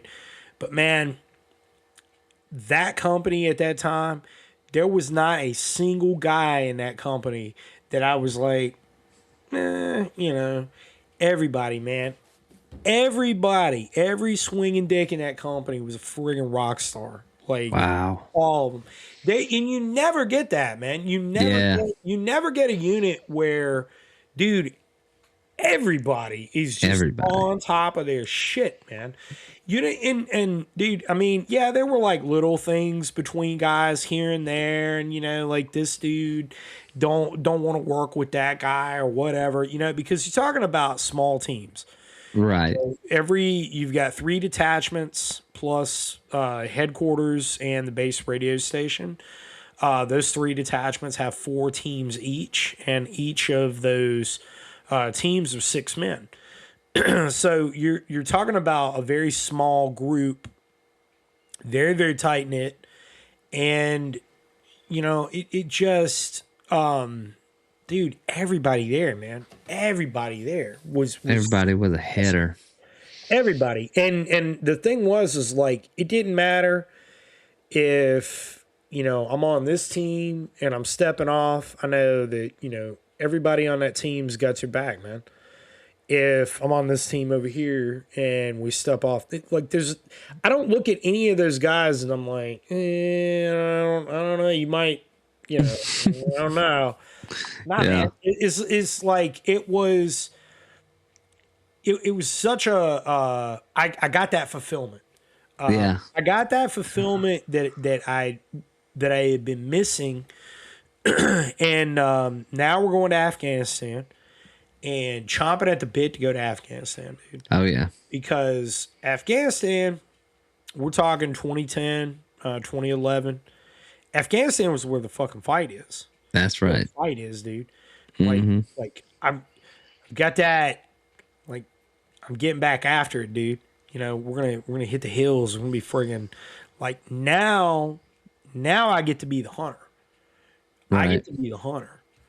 I'm not the hunted, man. I'm not, it's not like it was in Kirkuk where we fucking ride around till you're blown up or shot at. I mean, Well, like in Samara, where, Samara, Iraq, you're escorting civil affairs and the freaking State Department around, Yeah. counting fucking power poles and shit till you get shot at by a sniper. Like, nah, we're not doing that. You're taking the fight to the enemy. Yeah, it was, it was, this was an opportunity where and the reason that I re-enlisted to get to brag specifically rather than go the option 40 route to one of the Ranger battalions is because I wanted to be back in North Carolina full time. I wanted to be back. I felt the need to be back here. I wanted to be. I mean, I got deep roots, and it was just there was that aspect to it, and I think it was really important. So here I am. I get to, I got that opportunity, and it was such a, dude, it was such a great thing. Like we got to Afghanistan, we were at Kandahar Airfield, CAF. And we get assigned to Special Operations Task Force South. Shit. It was, we're kind of doing our own thing because it was the problem is that with LURS companies, they're not. So LURS companies are not special operations by by rule in the Army because SOCOM, definite. they're Yeah. not fenced in. All right, so Yeah. it's not a fenced in unit. So the other side of that though is that when we were deployed, because we're in a military intelligence brigade, they don't really have anything for us to do. Yeah. It's Yeah. because they're doing like the human stuff and the SIGINT missions, like they're doing all their shit. So, you got a bunch of dudes with all these skill sets that are going to be here for 12 months. So, all right, cool. Then this is what we're going to do. And that was so next thing you know, we're doing just like the whole smorgasbord of missions, from the traditional LURS mission where you're surveilling a target and building your intelligence packets on patterns of life, to doing very very deep penetration raids, where we're walking all night to get to a target. Sun comes up, doing a hard target raid, or doing it in the middle of the night. But usually those were the ambushes that we were conducting on HVIs, rather than rolling them up. Just do the deal, and so it was. It we started. We were extremely effective. Extremely effective. Our mission success rate was extraordinarily high. Our casualty rate was incredibly low. We so we sent a couple of guys back for battlefield injuries, but none of our guys, through everything that we did, was all over Kandahar province, Zabul, nothing. Like we inflicted a very high casualty rate on the Taliban on their HVIs, but we did not. We really didn't suffer too much. We did hit a bunch of IEDs. Hmm. I hit a catastrophic one my third night there. That one was pretty bad, but it was we had a dog handler. He stepped on What a toe popper, and that was he. what kind of VIX did y'all have? Only reason I'm asking is because I was there in 11-12, and we had MRAPs and MAT-Vs. Were We had y'all running? Matvs. We had Okay. Matvs and the RG58. Okay. So Gotcha. they looked like a school bus. Like they Hmm. weren't the Max Pros. Like the Max Pros were unsuitable for Afghanistan because they were going I over. I think that the RG, I think it was the precursor to the MRAP. I Yeah, think. yeah, Yeah, yeah, yeah, yeah. yeah. They Okay. called Yeah, them yeah. Buffaloes. Right. Buffaloes. Yep. Yep. Yep. Good So truck. See, yeah, we we had that problem where the Matt V's. So you were driving a Matt V, yeah, because the Matt V couldn't withstand the same amount of IED that a MRAP could. So when you say you hit a catastrophic, I mean we're talking split that the thing had truck. to have been. So it what it did specifically, it so hit it with the mine roller. So we were Uh huh. driving blackout. We were Okay. inserting our sister team, Yeah. and I was in the lead vehicle in the turret because I'm memorizing the points of insertion and extraction. Mm. Getting and we're doing it blackout, driving at night, and I'm up out of the turret, getting a lay of the land. I'm seeing the all of the key terrain features. I'm memorizing every part of this route because there's very few paved roads in Afghanistan, and in Kandahar province you've got Highway 4, and that's pretty much it. until you get north of Kandahar City. So, we hit it with the mine roller. The last thing that I remember, because we're on a dirt road, I told the driver, take it a little bit to the left, and I was kind of like looking down, and I'm standing up out of the turret. Mm-hmm. I kind of looked down and to the left. They had PBS 14, and saw a white flash, and I was like, "Fuck," like, dude, are you serious? Like, fucking lucky number 7 right here, because I hit 3 on my first deployment, hit 3 on my second deployment. Which on my second deployment, none of them were really that bad. I mean, and we were in Cayman MRAPs, so they weren't that bad. My first deployment, we were in 11-14s. Every IED was a fucking nightmare. But, Right. because it's just got the hillbilly armor on it and, frag Mm-hmm. 5 kit. But, dude, friggin' sees, white flash, and I'm like, fuck, and then, like, brief second, and I'm like, dude, you've had a good run up until now, like, it's the last little thing you think about. Then I was out, like done. Come to, and I'm looking up through the turret, and I'm like, can see the stars, but like, I'm still everything in black and white because, bell rung Yeah. real hard. And I'm like, dude, stars are fucking beautiful tonight, but I can only see like that much of them. And I was like, what happened? And you're kind of like getting this like hard reset. And I Yeah. start, doing the finger touch, where you're like touching your fingers. Okay, my fingers are there. Do I have toes? I have toes. Like, dude, I have toes. Like, you're so happy about like the little shit. Yeah. Yeah, and I'm like, man, something's missing. Like something don't feel right. And what it was, my helmet was gone. And I was like, Right. where's my helmet? Where are my nods? Like, oh fuck, like, dude, oh Oh what, shit. dude, like I'm gonna get fucked up, man. Like, Yeah. this shit's gone. And but what I also didn't know was like the 2 guys that were left inside the vehicle, because it was just the driver, the TC front passenger seat, and myself, because the 2 guys that were in the back seat had already exfilled the vehicle and were inserting to go do what they were going to do, which is fortunate. And I'm kind of coming to and realizing I don't have a helmet anymore.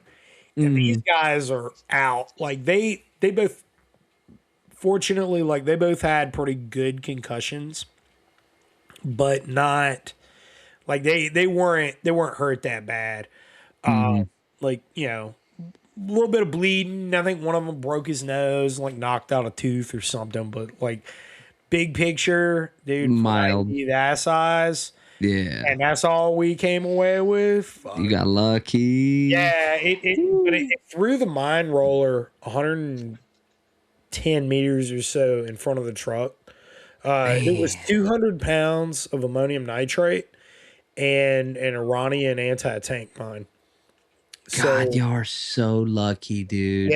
Yeah. Holy shit. So through the whole front end of the truck, like it blew the whole front end of the truck off, and it sent it with the mine roller. I mean, the amount of force from that, it bent the barrel on a 50 cal. It bent the barrel on my M4, because you always put your M4 down in the little, Right. handrails on the side. And, it bent all of that because a piece of the mine roller came up and hit the turret shield, and it bent it in. Oh shit. And, like, had I not fallen down into the truck, like, I don't know, like that could have killed me. I don't know. But I'm still here, and so, like, you just look at it like that, man. Like, dude, that shit could have happened, but it didn't happen. You're still here for a reason. You're still in the fight. You're never out of the fight. As long as you're breathing, you got that fight in you. And, take every opportunity to be a part of it. Damn. And so, dude, but my whole company at that time, man, everybody, like everybody in that company was an absolute rock star. Every one of those guys, man. Like, there is not a single person that I went to Afghanistan with in that company that couldn't call me right now and I would move heaven and earth for them to help them out.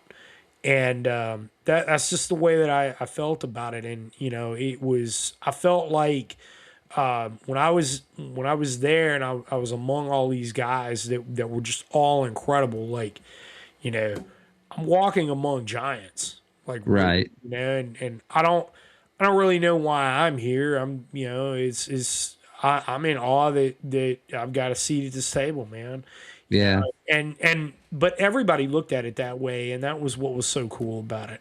Man. And and dude, everything about it was just the tight knit nature of that. You just can't replace that with anything, man. You really Yeah. can't. Because I had two different company commanders in the infantry, and the way you describe like this is almost how I felt about when we went to Afghanistan. We were so tight, we were so locked in, Yeah. and I feel like it saved fucking lives, man. We only lost a couple guys, hell, we lost hell. I mean, no, but it's incredible. But I want to get to some other stuff. So Yeah. you do this deployment, you you get medically discharged. Is that after the fourth deployment? So I'm assuming that the No, I back. only did 3 deployments. Okay, you only did three. Okay, so that ID was basically what jacked you up to get medically discharged. So I didn't get medically discharged. I don't Um, know where the damn grok got that from. Sorry, guys. My no, I damn. I did. So no, I didn't get medically discharged. What happened with me when I got back from Afghanistan? I was training up for another selection course, Okay. and I started running into some pretty serious injuries Mm, that were presenting themselves. Specifically, because what also happened in that IED was my back plate had got crushed ooh. from the force of. So what happened? What knocked me out was not the concussion from the blast. It was actually the back of my head hitting the turret. Oh shit. Now that was early in the deployment, Right. and I mean, whatever, like you just kind of you rock and roll through it. You're in good shape, and whatever, and you kind of fight Young. through it. But you come back and kind of start putting your body, through the ringer, and so I had some spinal injuries that were now presenting themselves, Mm, and I had basically I've got some options now. None of them were very appealing to me. Your career as you know it is basically at a halt now, right. and it was that was a I was real bitter about it. I don't like to say that like I get dark about stuff because I don't, man. I like to laugh at things and like laughter and being happy and like not taking shit seriously is kind of my coping mechanism for stuff. Because guys that are like overly serious about shit, they don't really, It it's man, we it's a don't. drag. Nah, dude, fucking laugh about shit. When you need Yeah. to be serious, be serious. Right. But anything else, man, don't. This is whatever, dude. Just fucking roll with it. Laugh. Enjoy the time you got with people, man, because it ain't permanent. Yeah. Yeah, and like whatever it is, that's another lesson from the army is whatever the fuck it is, it's gonna end at some point. Like it's gonna Hmm. end at some point. All right, so you having a shitty time right now? Like somebody's giving you shit about whatever. It's gonna end at some point. Yeah. Okay. Like, dude, do whatever the fuck you gonna do. Let's get this over with. Yeah. So It'll pass. anyway, so I had the injuries that were presenting themselves, and it was my career as I knew it, or any real like anything else that I had planned, is now done. Like Yeah. it's over with. You're not, you're not doing nothing no more. And so, I had a few options on the table. None of them were really palatable to me. I was kind of bitter about stuff. And the other thing too is like your buddies are moving on to bigger and better, Hmm. and you're just kind of stuck. Yeah. And they're coming back around. They're like, oh, cool. Like, Yeah. oh, I'm doing this, and bro, I got friggin' selected for that, and you're just like, oh, that's awesome. You know, like, bro, what are you doing? Like, well, yeah, they like, I don't want to put it like this, but it's kind of true. Like, you kind of turn into the leper.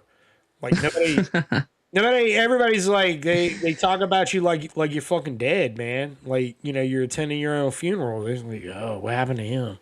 Oh man, like everybody gets real quiet. Like when you come around, like oh yeah, damn, you broke your back. Oh, it's just I don't know, man. It's just what it is. it's a it's a you were in a high caliber community, and when you can't be a part of the high, if you can't see, you know what I'm saying, like now you're at the point where you did the job.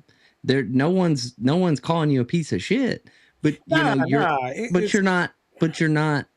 you're not operational anymore. And so yeah. It's it, anyway. I was kind of in this weird place yeah. because I was closing out my second deployment or my second enlistment, Hmm. and now I got to re-enlist again to figure out.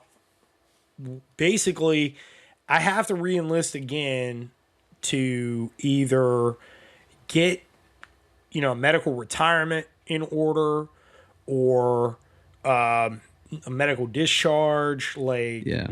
I don't basically at that point I didn't have enough time for Yeah. them to figure out exactly what they wanted to do. If I was going to be forced reclassed, and the army at that time too. This is might sound a little messed up, but the army at that time, career wise, this was kind of the peak of Obama and like DEI stuff, and it turned into a real meat grinder, man.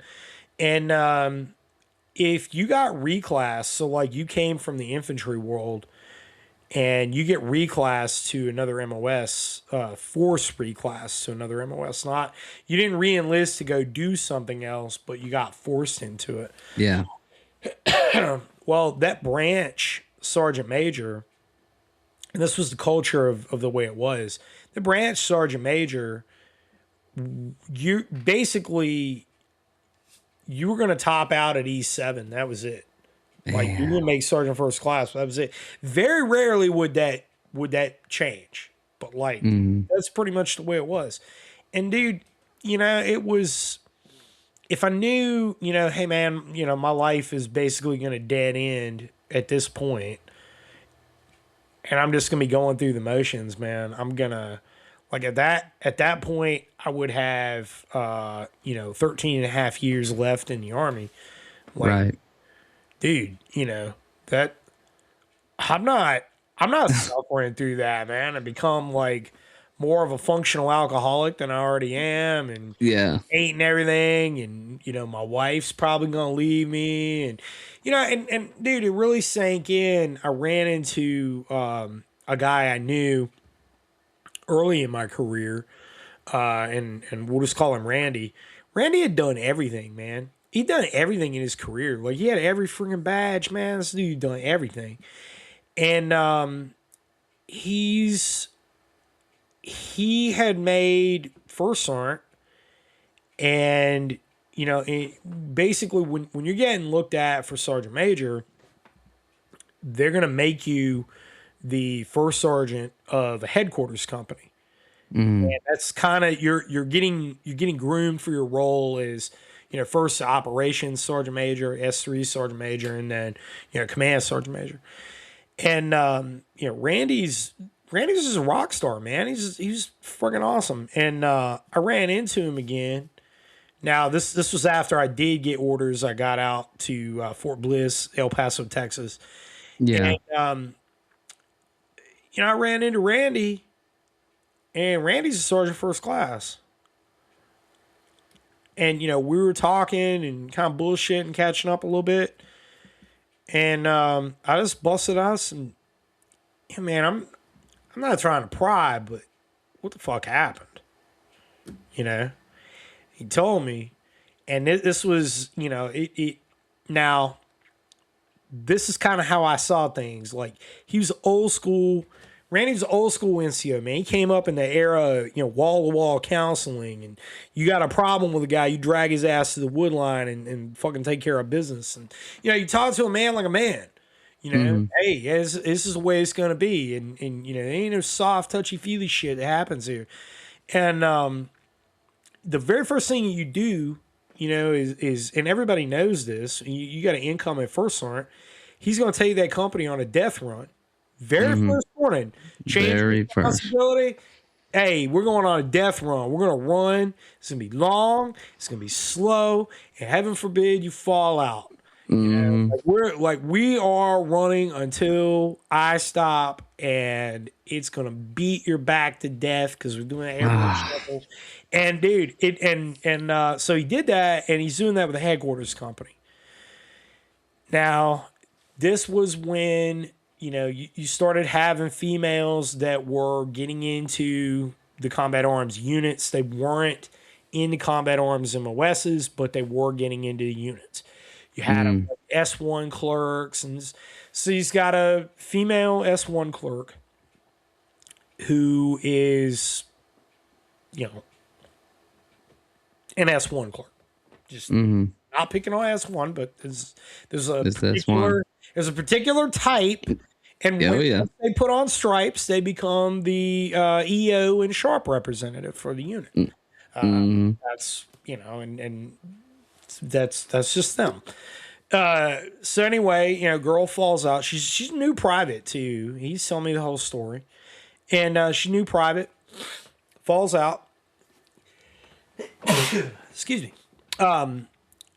And he tells her, hey, as you do, hey, all the fallouts line up outside my fucking door.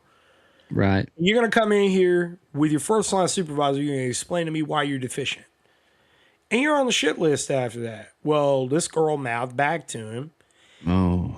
The mistake that he made was he shut the door behind her, Mm.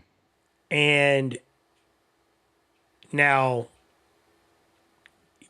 at that point, whatever he's accused of saying by her when she goes to IG, as every good little shitbag private does, when big bad NCO is being mean to him, is that whoa, he said, well, and she accused him of saying all the naughty words. So, Mm. and he was easy to pick on, man. He's he's a good old boy from deep South Texas, half white, half Mexican dude from deep South Texas. Everything she accused him of saying, you listen to him for 5 minutes and you could probably believe that he'd say it. So, but again, now I get it. The whole no one is more professional than I. I'm an I-commissioned officer, leader of soldiers, right? NCO creed, but he's used to now. Should he have had more candor than what he did in that situation? Yeah, absolutely. Yeah. That everybody's human, man. They all make mistakes. But I realized that my takeaway from that is that however bad his situation is, and he's retiring at that point, he's dead end, he's going to retire. Right. That's what the Army's future looks like for me. Right. Yep. And, Yeah. I so at that point, even though I probably could have fought a little harder to stay in than I did, I said, nah, Yeah. because if this is the future culture of the Army, which fortunately I was wrong in some regards, Right. and I'm very very proud of that, man. I'm very proud of that. That it's there are certain aspects to it that that are contemporary, that it's whatever. I got my thoughts and opinions, but dude, by and large, we remain the we the American fighting man remains the most deadliest men to ever walk the face of the earth. Yeah. This is a military force, is the most deadly, lethal entity that has ever existed in history, ever.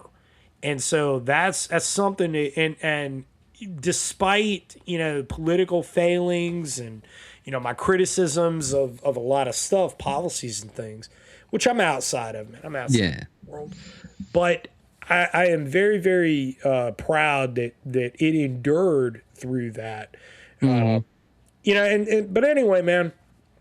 El Paso. I was filling a an OC billet, and I actually learned a lot. It was one of those things that I got there and I kind of didn't have the best attitude, and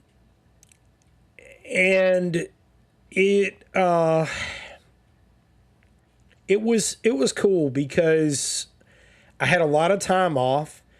And one thing that I didn't realize is that, getting back to kind of your personal life and the personal nature of things, is I was not, because I was so focused on me and like kind of bitter about shit. And, and I mean, I hadn't been back from Afghanistan very long. Hmm. And all of a sudden your whole life's kind of turned upside down, and you go from being in this mindset, in this way of you're hunting humans, Yeah. and then all of a sudden, like, you come back, and and now I'm in this completely different situation that doesn't that I don't really like, and I'm seeing friends, people that I looked up to, that are getting railroaded by a system, talking about Randy. And I'm just looking at it a particular way, but I'm so focused on me that I kind of forgot my wife existed, you know? Hmm. And I think, one of the blessings of that situation at the time is I had a lot of time off. I'd go to the field for 3 or 4 weeks when a unit was coming in, and they would go out and do what they were doing. And Wismar at that time was primarily being used by First Armored Division to conduct testing of equipment. And so they would do their like maneuvers and stuff. And I didn't know anything about mechanized units at all. I'd never been any part of that. I didn't know anything about it. But, I got like a crash course and, Mechland, and like what all this stuff is, and how it combined arms maneuver warfare, and like what I'm supposed to be looking for. And I mean, I'm kind of hanging out with the Cav Scouts, and and just going out watching them, which I never really knew what Cav Scouts did. I mean, I knew they existed. They had them in the infantry units, but they didn't. I didn't really know what they Yeah. did. I mean, Yeah. other than wear Stetsons, but I didn't know. R- right. But in mechanized warfare, with armored vehicles, this stuff was actually kind of neat, and I'm grading them on what they're doing, and whatever, putting together my little PowerPoint brief, and but it was cool. I learned a lot from that, but I had a lot of time off. I had, when I got back, I had so much time off that, and it was just me and the wife. We didn't have, any of our family out there, or like diversions Yeah. get. Like It was married just couples get the diversions in their life.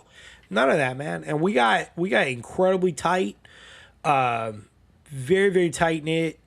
It was it was incredible. Like it was really a blessing, and you start to focus on what really matters and what's most important in life, and and I had made my mind up. Like I had made my mind up on how I was going to go out, and got out of the army, ETS'd. So I hmm ETS'd before anything else. It was just I'm done with it and I'm leaving. And got out. And I had not really considered, what the next step was going to be in life. I don't know, because basically it was college where I hmm kind of friggin' drank and partied my way through, bullshitted my way through getting there. And then the rest of my adult life was, just deployments, Right. living this fucking lifestyle. And so I don't really know what to do. I don't know what the next thing's gonna be.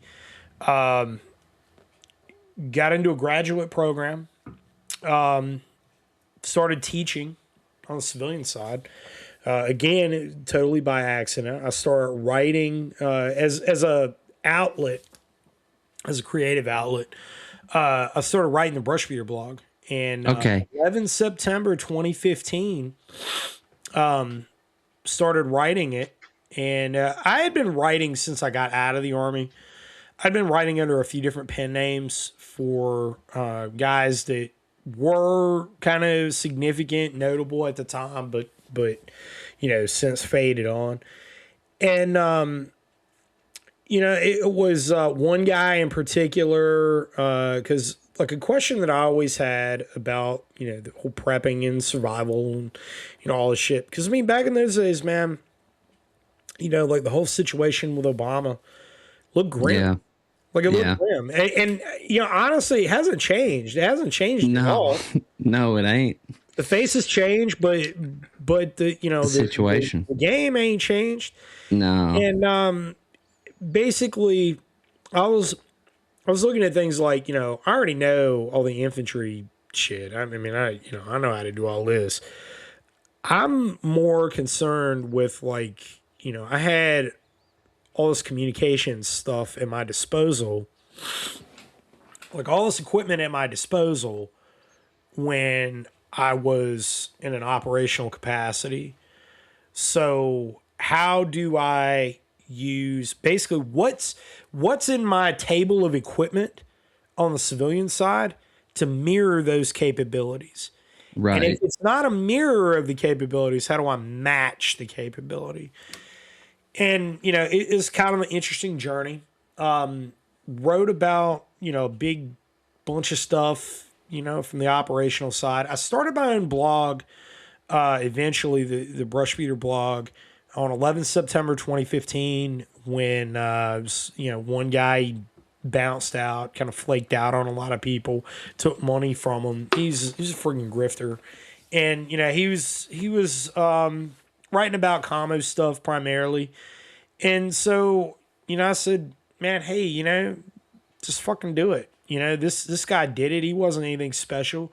People paid him money and he bounced out. He freaking ripped them Wow. off. Fuck that guy.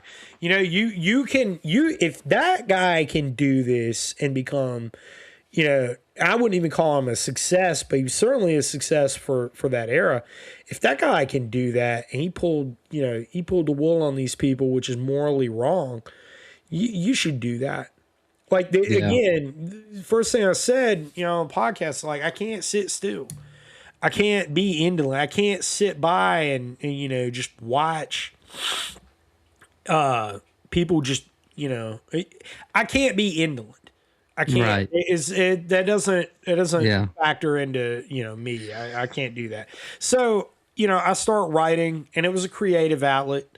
I'm teaching, and then all of a sudden, I had people who were reading the blog, and I had got off social media, man. I had totally vanished from social media. I had a Facebook account where I kind of kept up with my buddies, but it was you see guys that you used to work with that start to go downhill. You Yeah. see their mental health decline, or stuff happens to them, and I don't know, man. I broke down at one point, and I was just like, dude, I would rather not know how these guys' stories end. I Mm, would rather leave that book open, and if I run into them down the road, then I can be overjoyed by that re-embracement. But if not, it's kind of it's kind of like how if everybody thinks like if I have dementia or whatever, like how am I gonna go out, and like yeah. everybody says like the ultra Beowulf, freaking give me a Bowie knife and point me in the woods, Right. and wherever I turn up, I turn up. Turn up dead, you turn up dead. Like it's on, it's kind of like that, man. It's for me. It was like that. I had a couple of very good friends of mine, unfortunately, take their own lives. Mm, And another very good friend of mine um, who was killed in action in Afghanistan, and I said, nah, hell with it. I can't do it. mm, I'm just kind of over the social media shit, yeah. and walked away from it. Was writing my blog, and I had people who were asking me for training. And I said, hey, that's, I mean, cool. You want to just hang out and I'll teach you some radio shit. That's cool. Right. And so did the first couple of things like that. And it was kind of the proto, I mean, it just was what it was. It was like a big question and answer session, Oh basically. yeah. You bring your Yeah. equipment, and we'll work through, like basic stuff. And, and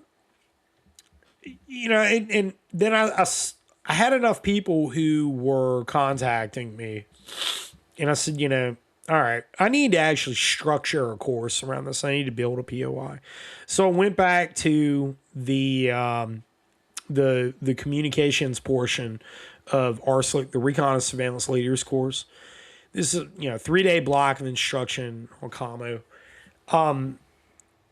Basically, I took that and adapted it with civilian equipment, and Mm, that's why I tell people like my book, The Guerrilla's Guide to Battlefield Radio, is a lot of shit from RSLIC that is yeah. put in that book. Like that's what it is.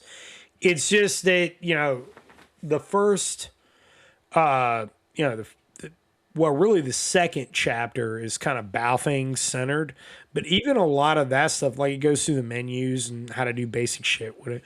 But a lot of that stuff too is true for pretty much any other radio. I mean, a VFO is a VFO, memory is a memory. Like it's all Right. much same. But it's what you're doing with it that's a lot more important. And actually coming up with structured plans and understanding how to implement those communications plans as part of a larger, where does it fit? Where does it fit in your organizational structure? Right. Is it sustainment communications? Is it tactical side? Is it sustainment or clandestine? And Right. Real quick, I just want to say, like, that's how actually I found you, was because these radios right here, the first Baofangs I bought, which actually it's not the 5, it's I can't remember which one this one is, but that's a UV-82. 82. Okay. Yep. Boy, I mean, anyway, but like I didn't know. And I remember being like, when I started kind of like my whole prepping journey, or just not even, it's not even about being the crazy doomsday preppers like the old History Channel show. It was just like the military taught me to be prepared, and I'm going to be prepared. You look around you at the situations and you go, okay, how can I be prepared? And I remember buying this radio because I looked it up and everybody's like, buy Baofeng. They're super cheap and they work well.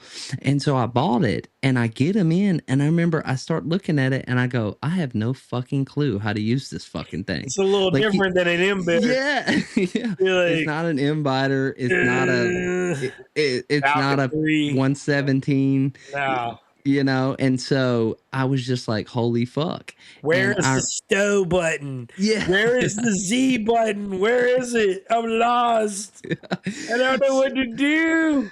So I looked up like how to use it. I come across your book. Thanks, man. And I found your profile when I got on X. And I'm like, this is amazing. This dude is like the shit, bro. And so I've been following you ever since. Well, it's just it hurt people's feelings. I'm mean. I got told by a guy who claimed he's an 11 Bravo. You're mean. Oh, dude. Well, you're always gonna have haters, bro. But like, no. I love it. Twitter is, everybody ought to know this, man. Twitter is the social media equivalent of the Jerry Springer show. Hell yeah. So you throw a chair at somebody. I mean, come on, man. I love watching. I follow Clay just to follow the other soft guys, just to see when they get into some drama. Clay's I'm like, oh yeah, dude. Yeah, Clay, he's a great guy. Clay Martin is great people, man. So, like, yeah. So you found a niche, and you had the knowledge, and you applied it, and you put it into a beautiful platform. Props to you, dude. And like, it is easy to understand, and even dumb low IQ Marines like myself were like, hey, this I can fucking follow instruction. Man, some of the smartest guys that I've met in this world were actually in the Marine Corps. Yeah. Like, seriously, like in the combat arms world. Oh yeah, no, the smartest dudes I've met came from the Marine Corps. Oh yeah, it's definitely it's a true and tried tradition that we call it ourselves idiots, but you know, they're some of the best guys. Yeah, dude, it was, you know, every opportunity with the Marine Corps is always a great opportunity, you know. And I mean, I'll get that question normally like once every other class. Is there any branch or like group of guys that you don't speak highly? Because I speak highly of everybody, man. Dude, everybody, like literally every opportunity that, actually there is one group that I won't speak highly of. I'll get to them in a second, but like every group, man, friggin' CBs. Dude, CBs in Afghanistan, man, they built a compound for us. Those guys rock, man. Build me some shit, shout out. Bro. Yes, CBs friggin' rock. Marine Corps rock, like Air Force, JTACs, man. Yeah. CCT amazing. Guys, dude, incredible human beings. Love them to death, man. And I loved, you know, we've got the F-15 that went down, and I was just watching that whole thing, and, you know, a lot of guys were dunking on Jack Murphy, old friggin' Team House retard, you know, and I'm like, yeah, you know, but I wasn't saying, I just wasn't saying anything. I was real surprised. Well, I'm not that surprised. I know some things about him.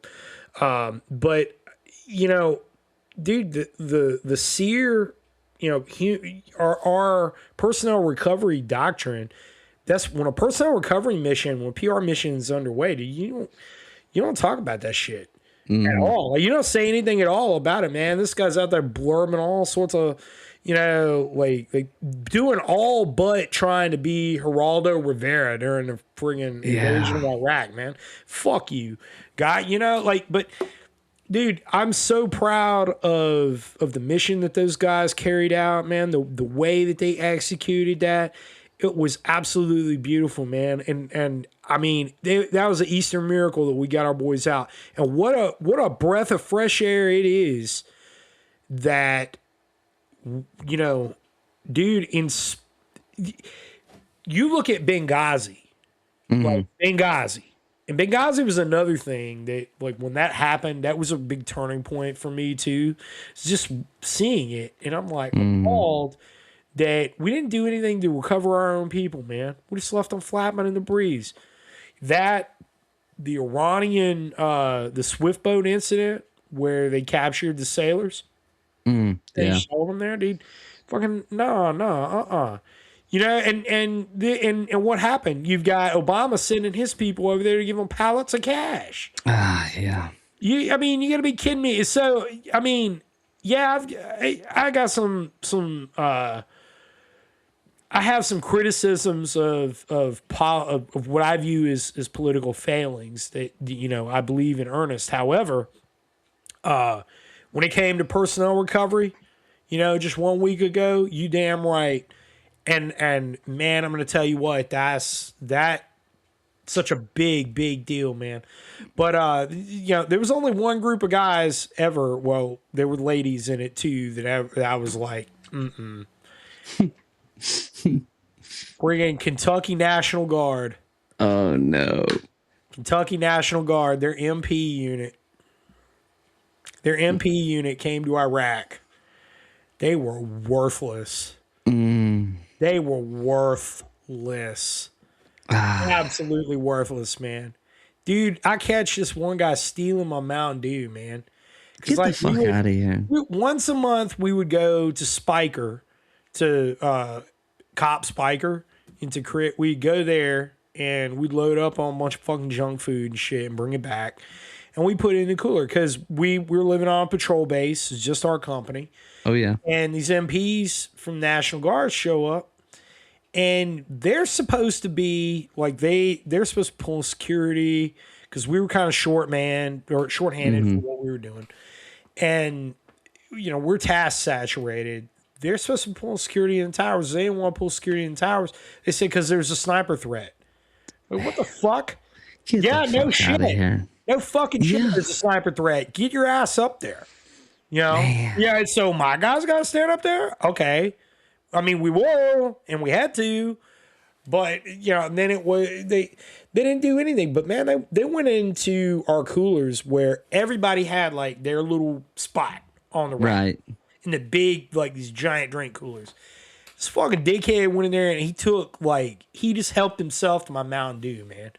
And I caught him. I said, you gotta be kidding me, dude. You've got to be kidding me. And no, and get this, like one of their girls, they had females. They had females, and they were all hideous. Every single one of them. Their MPs, they were hideous. These girls were hideous. I mean, hey, well, I'll tell you, man. We were deployed for a minute, and you look at them, and you're like, nah, bro, nah. Like I'm over here looking at some of these girls and like job, and they're looking better than them. Holy but anyway, one of these chicks hooked up with several Iraqis at once. No shit. Iraqi police, dude. Holy fuck.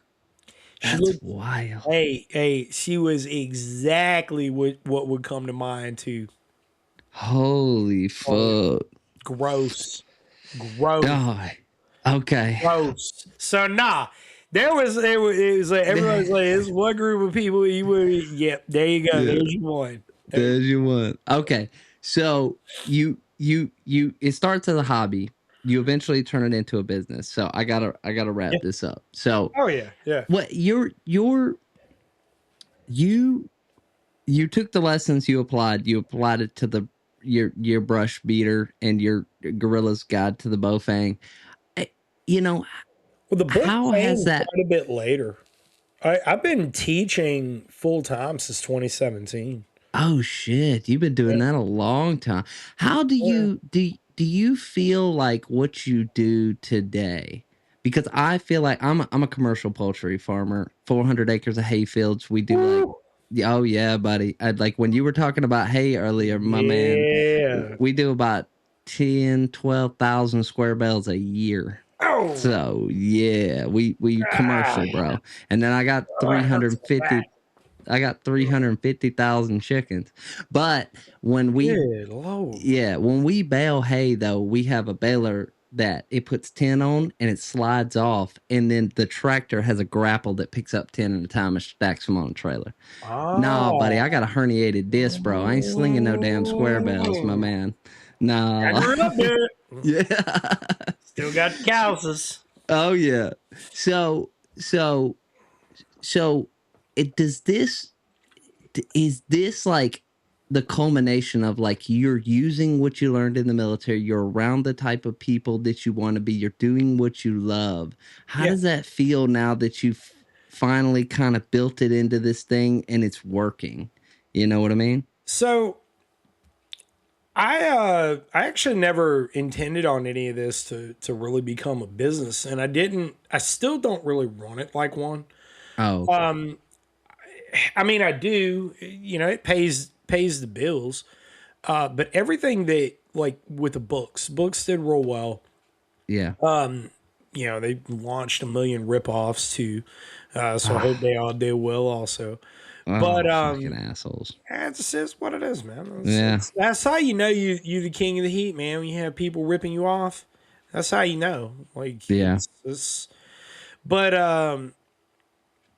it's I took everything that I've made, I've reinvested it in some way where I've seen a deficiency, in this community, and I'm trying to make it better. Hmm. However I can, man. It I saw. I mean, dude, I've been poor. I've been poor most of my life, and it's so all of a sudden now I have an opportunity to really expand what my business is capable of doing besides offering training. And what I've been able to do with that is offer products that, because what I've consistently heard for a long, long time now, even before I was, training people, was, we're buying like radios and stuff. We're having to buy it from Amazon. Well, we don't want to support Jeff Bezos. Okay. Mm.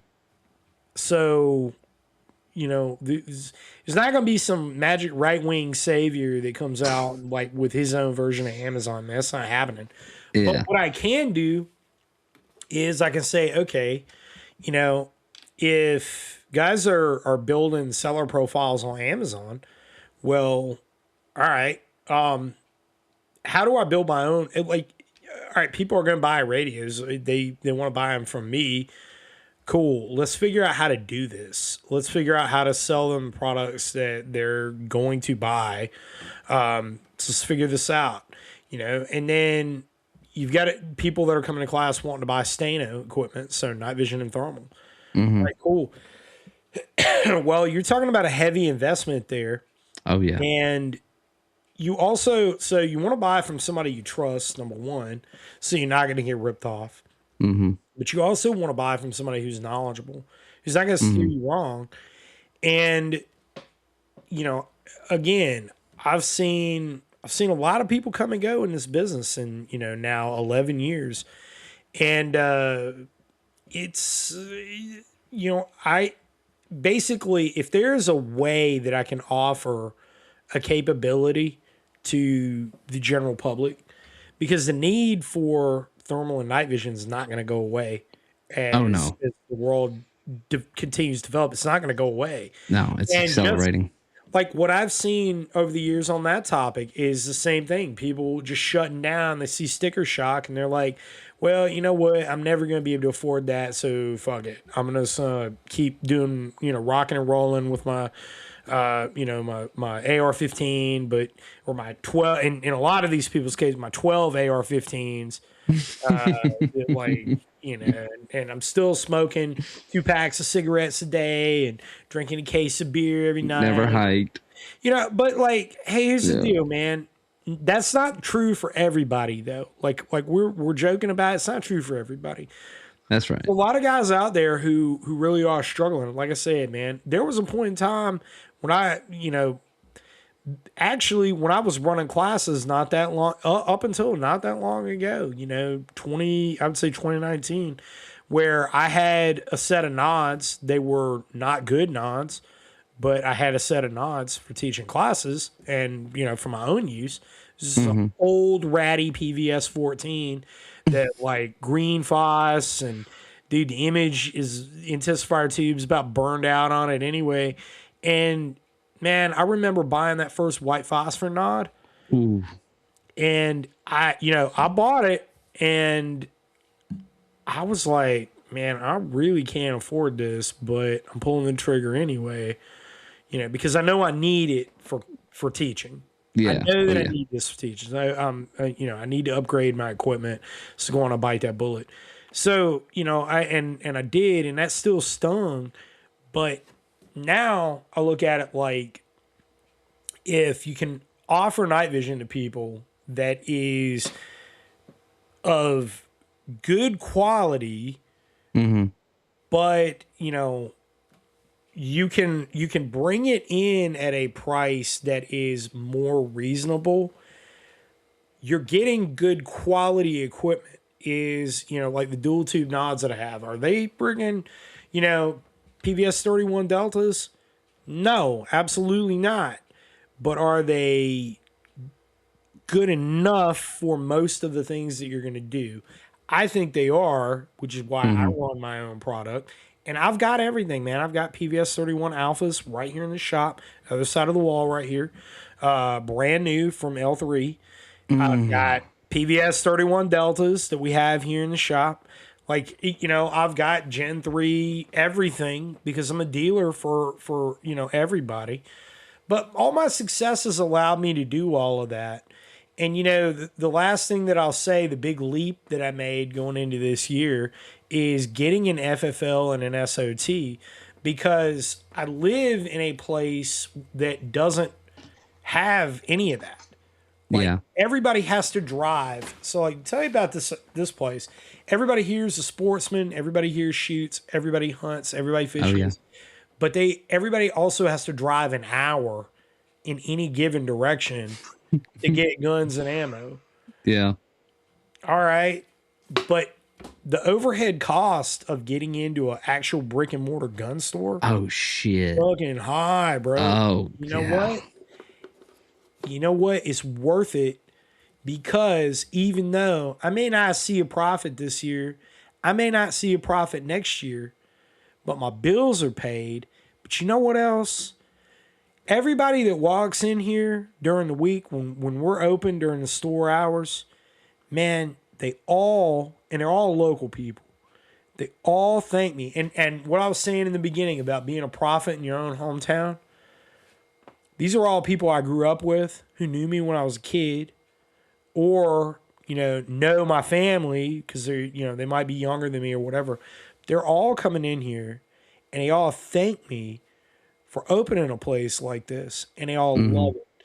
And man, like, to me, that's the biggest reward right there, because that was what I set out to do from the beginning, was to build a resilient community Yeah. and foster that however you can, in any way that you can, man.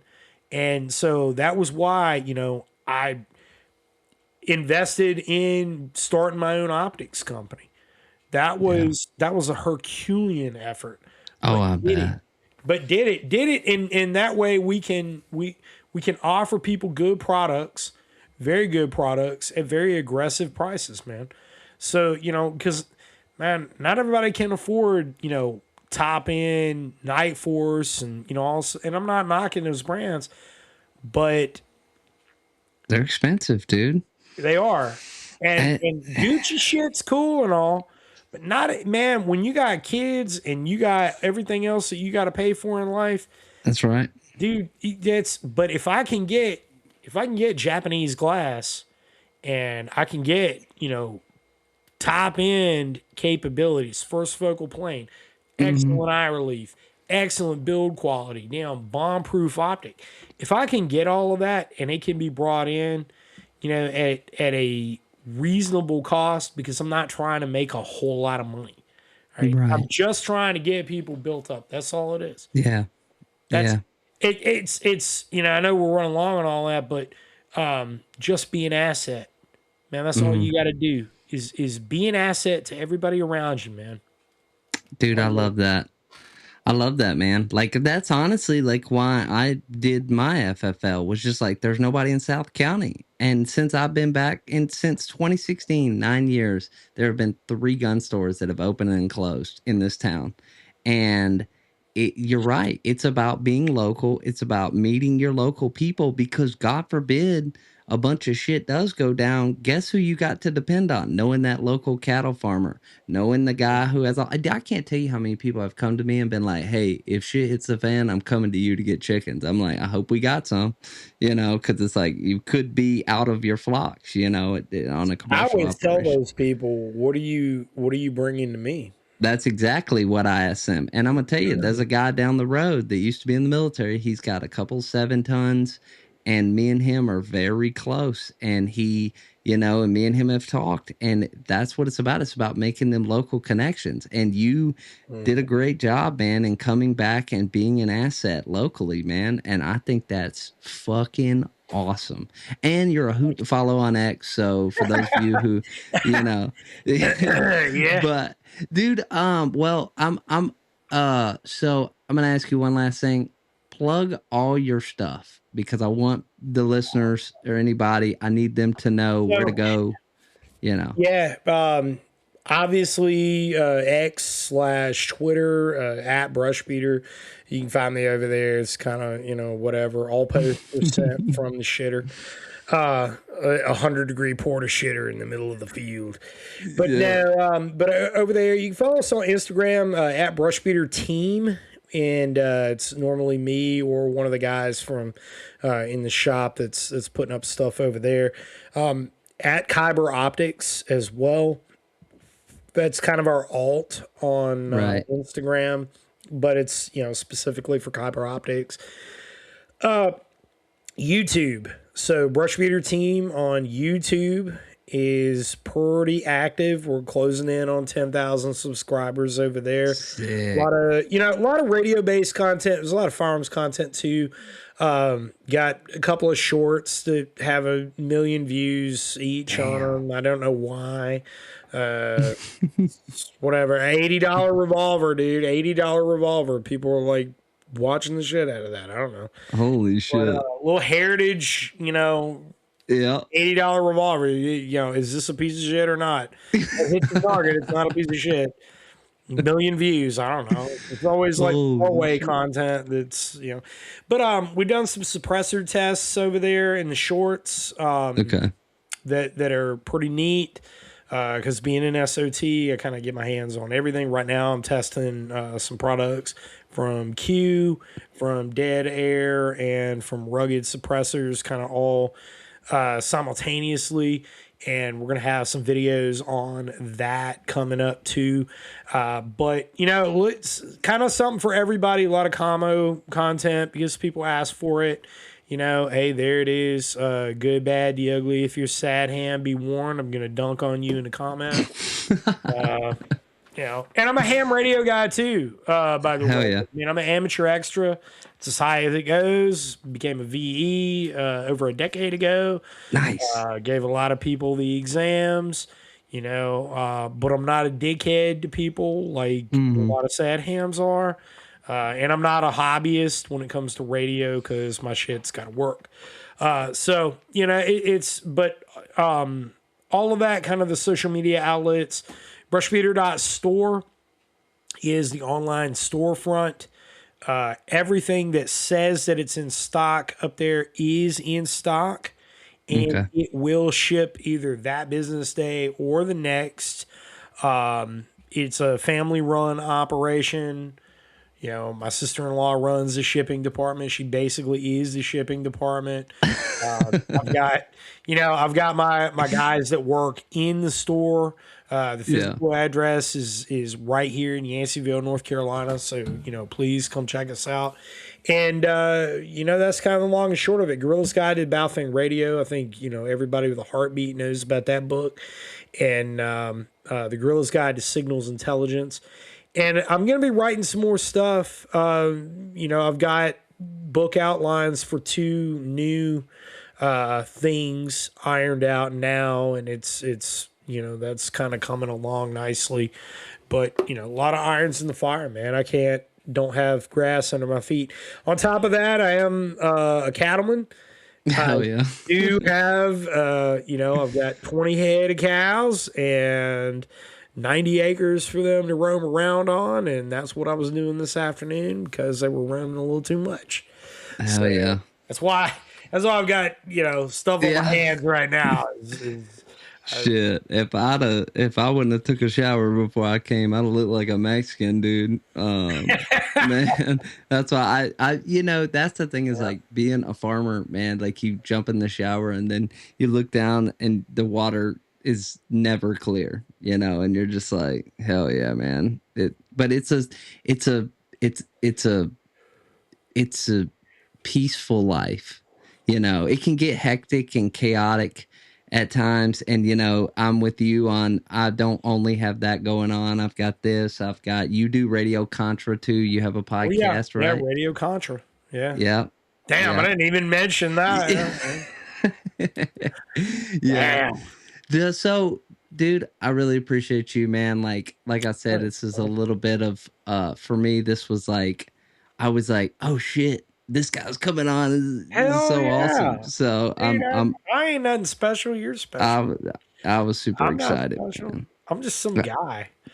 I know, but like, it's one of those things where you follow somebody online on social media, and like with this community we have, because I'm in two different types of communities. I'm in like the 3D printing 2A community, and then I'm in like the kind of like you and then like you said, Clay Martin, and kind of like that. But like I don't have many followers, and so like I was just like you start to follow people, and then you get to meet them. And I've honestly, dude, I've done this podcast 23rd episode, man, but I've met so many random people that have turned out to be fucking killers, bro. Yeah, man. And you love to see it. No exception, brother. No exception. Man. Thank you. But what a killer episode, man. You are such a fucking interesting guy. Thanks, and just super smart, man. And honestly, like I feel like I didn't even get into nothing. I feel like we grazed the surface of like 15 years. Oh, but I appreciate you coming on, dude. And for the listeners, I've got a couple episodes coming up. I don't know if this live went live. I was looking at my phone during it and I didn't see the banner. So if it didn't, I'll upload it to X. I see recording.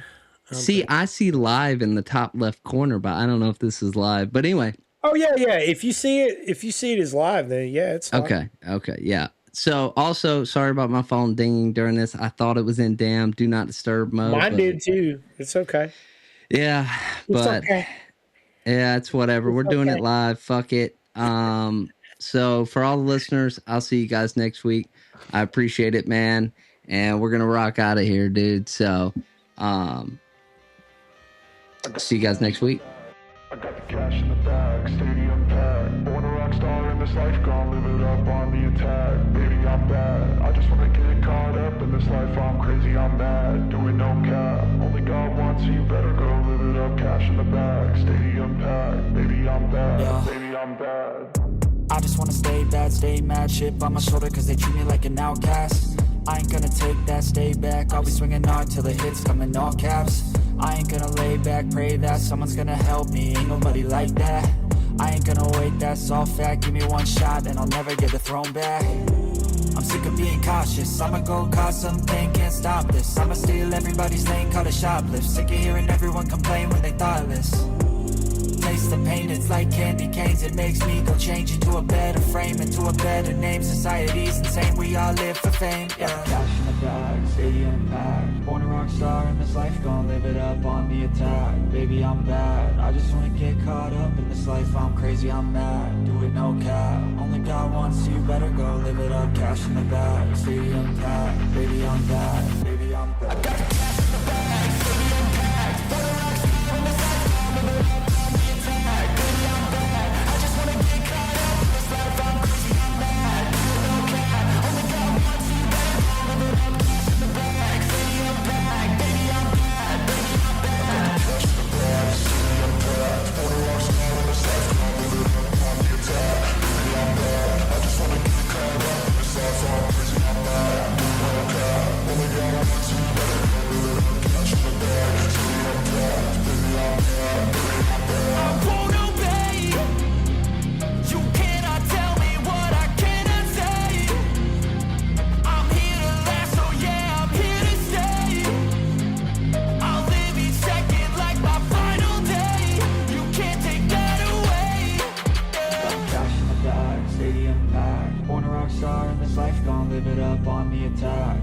I'm bad. I just wanna get caught up in this life, I'm crazy, I'm mad. Do it no cap, only got one, so you better go live it up. Cash in the bag, stadium packed, baby I'm bad, baby I'm bad. I got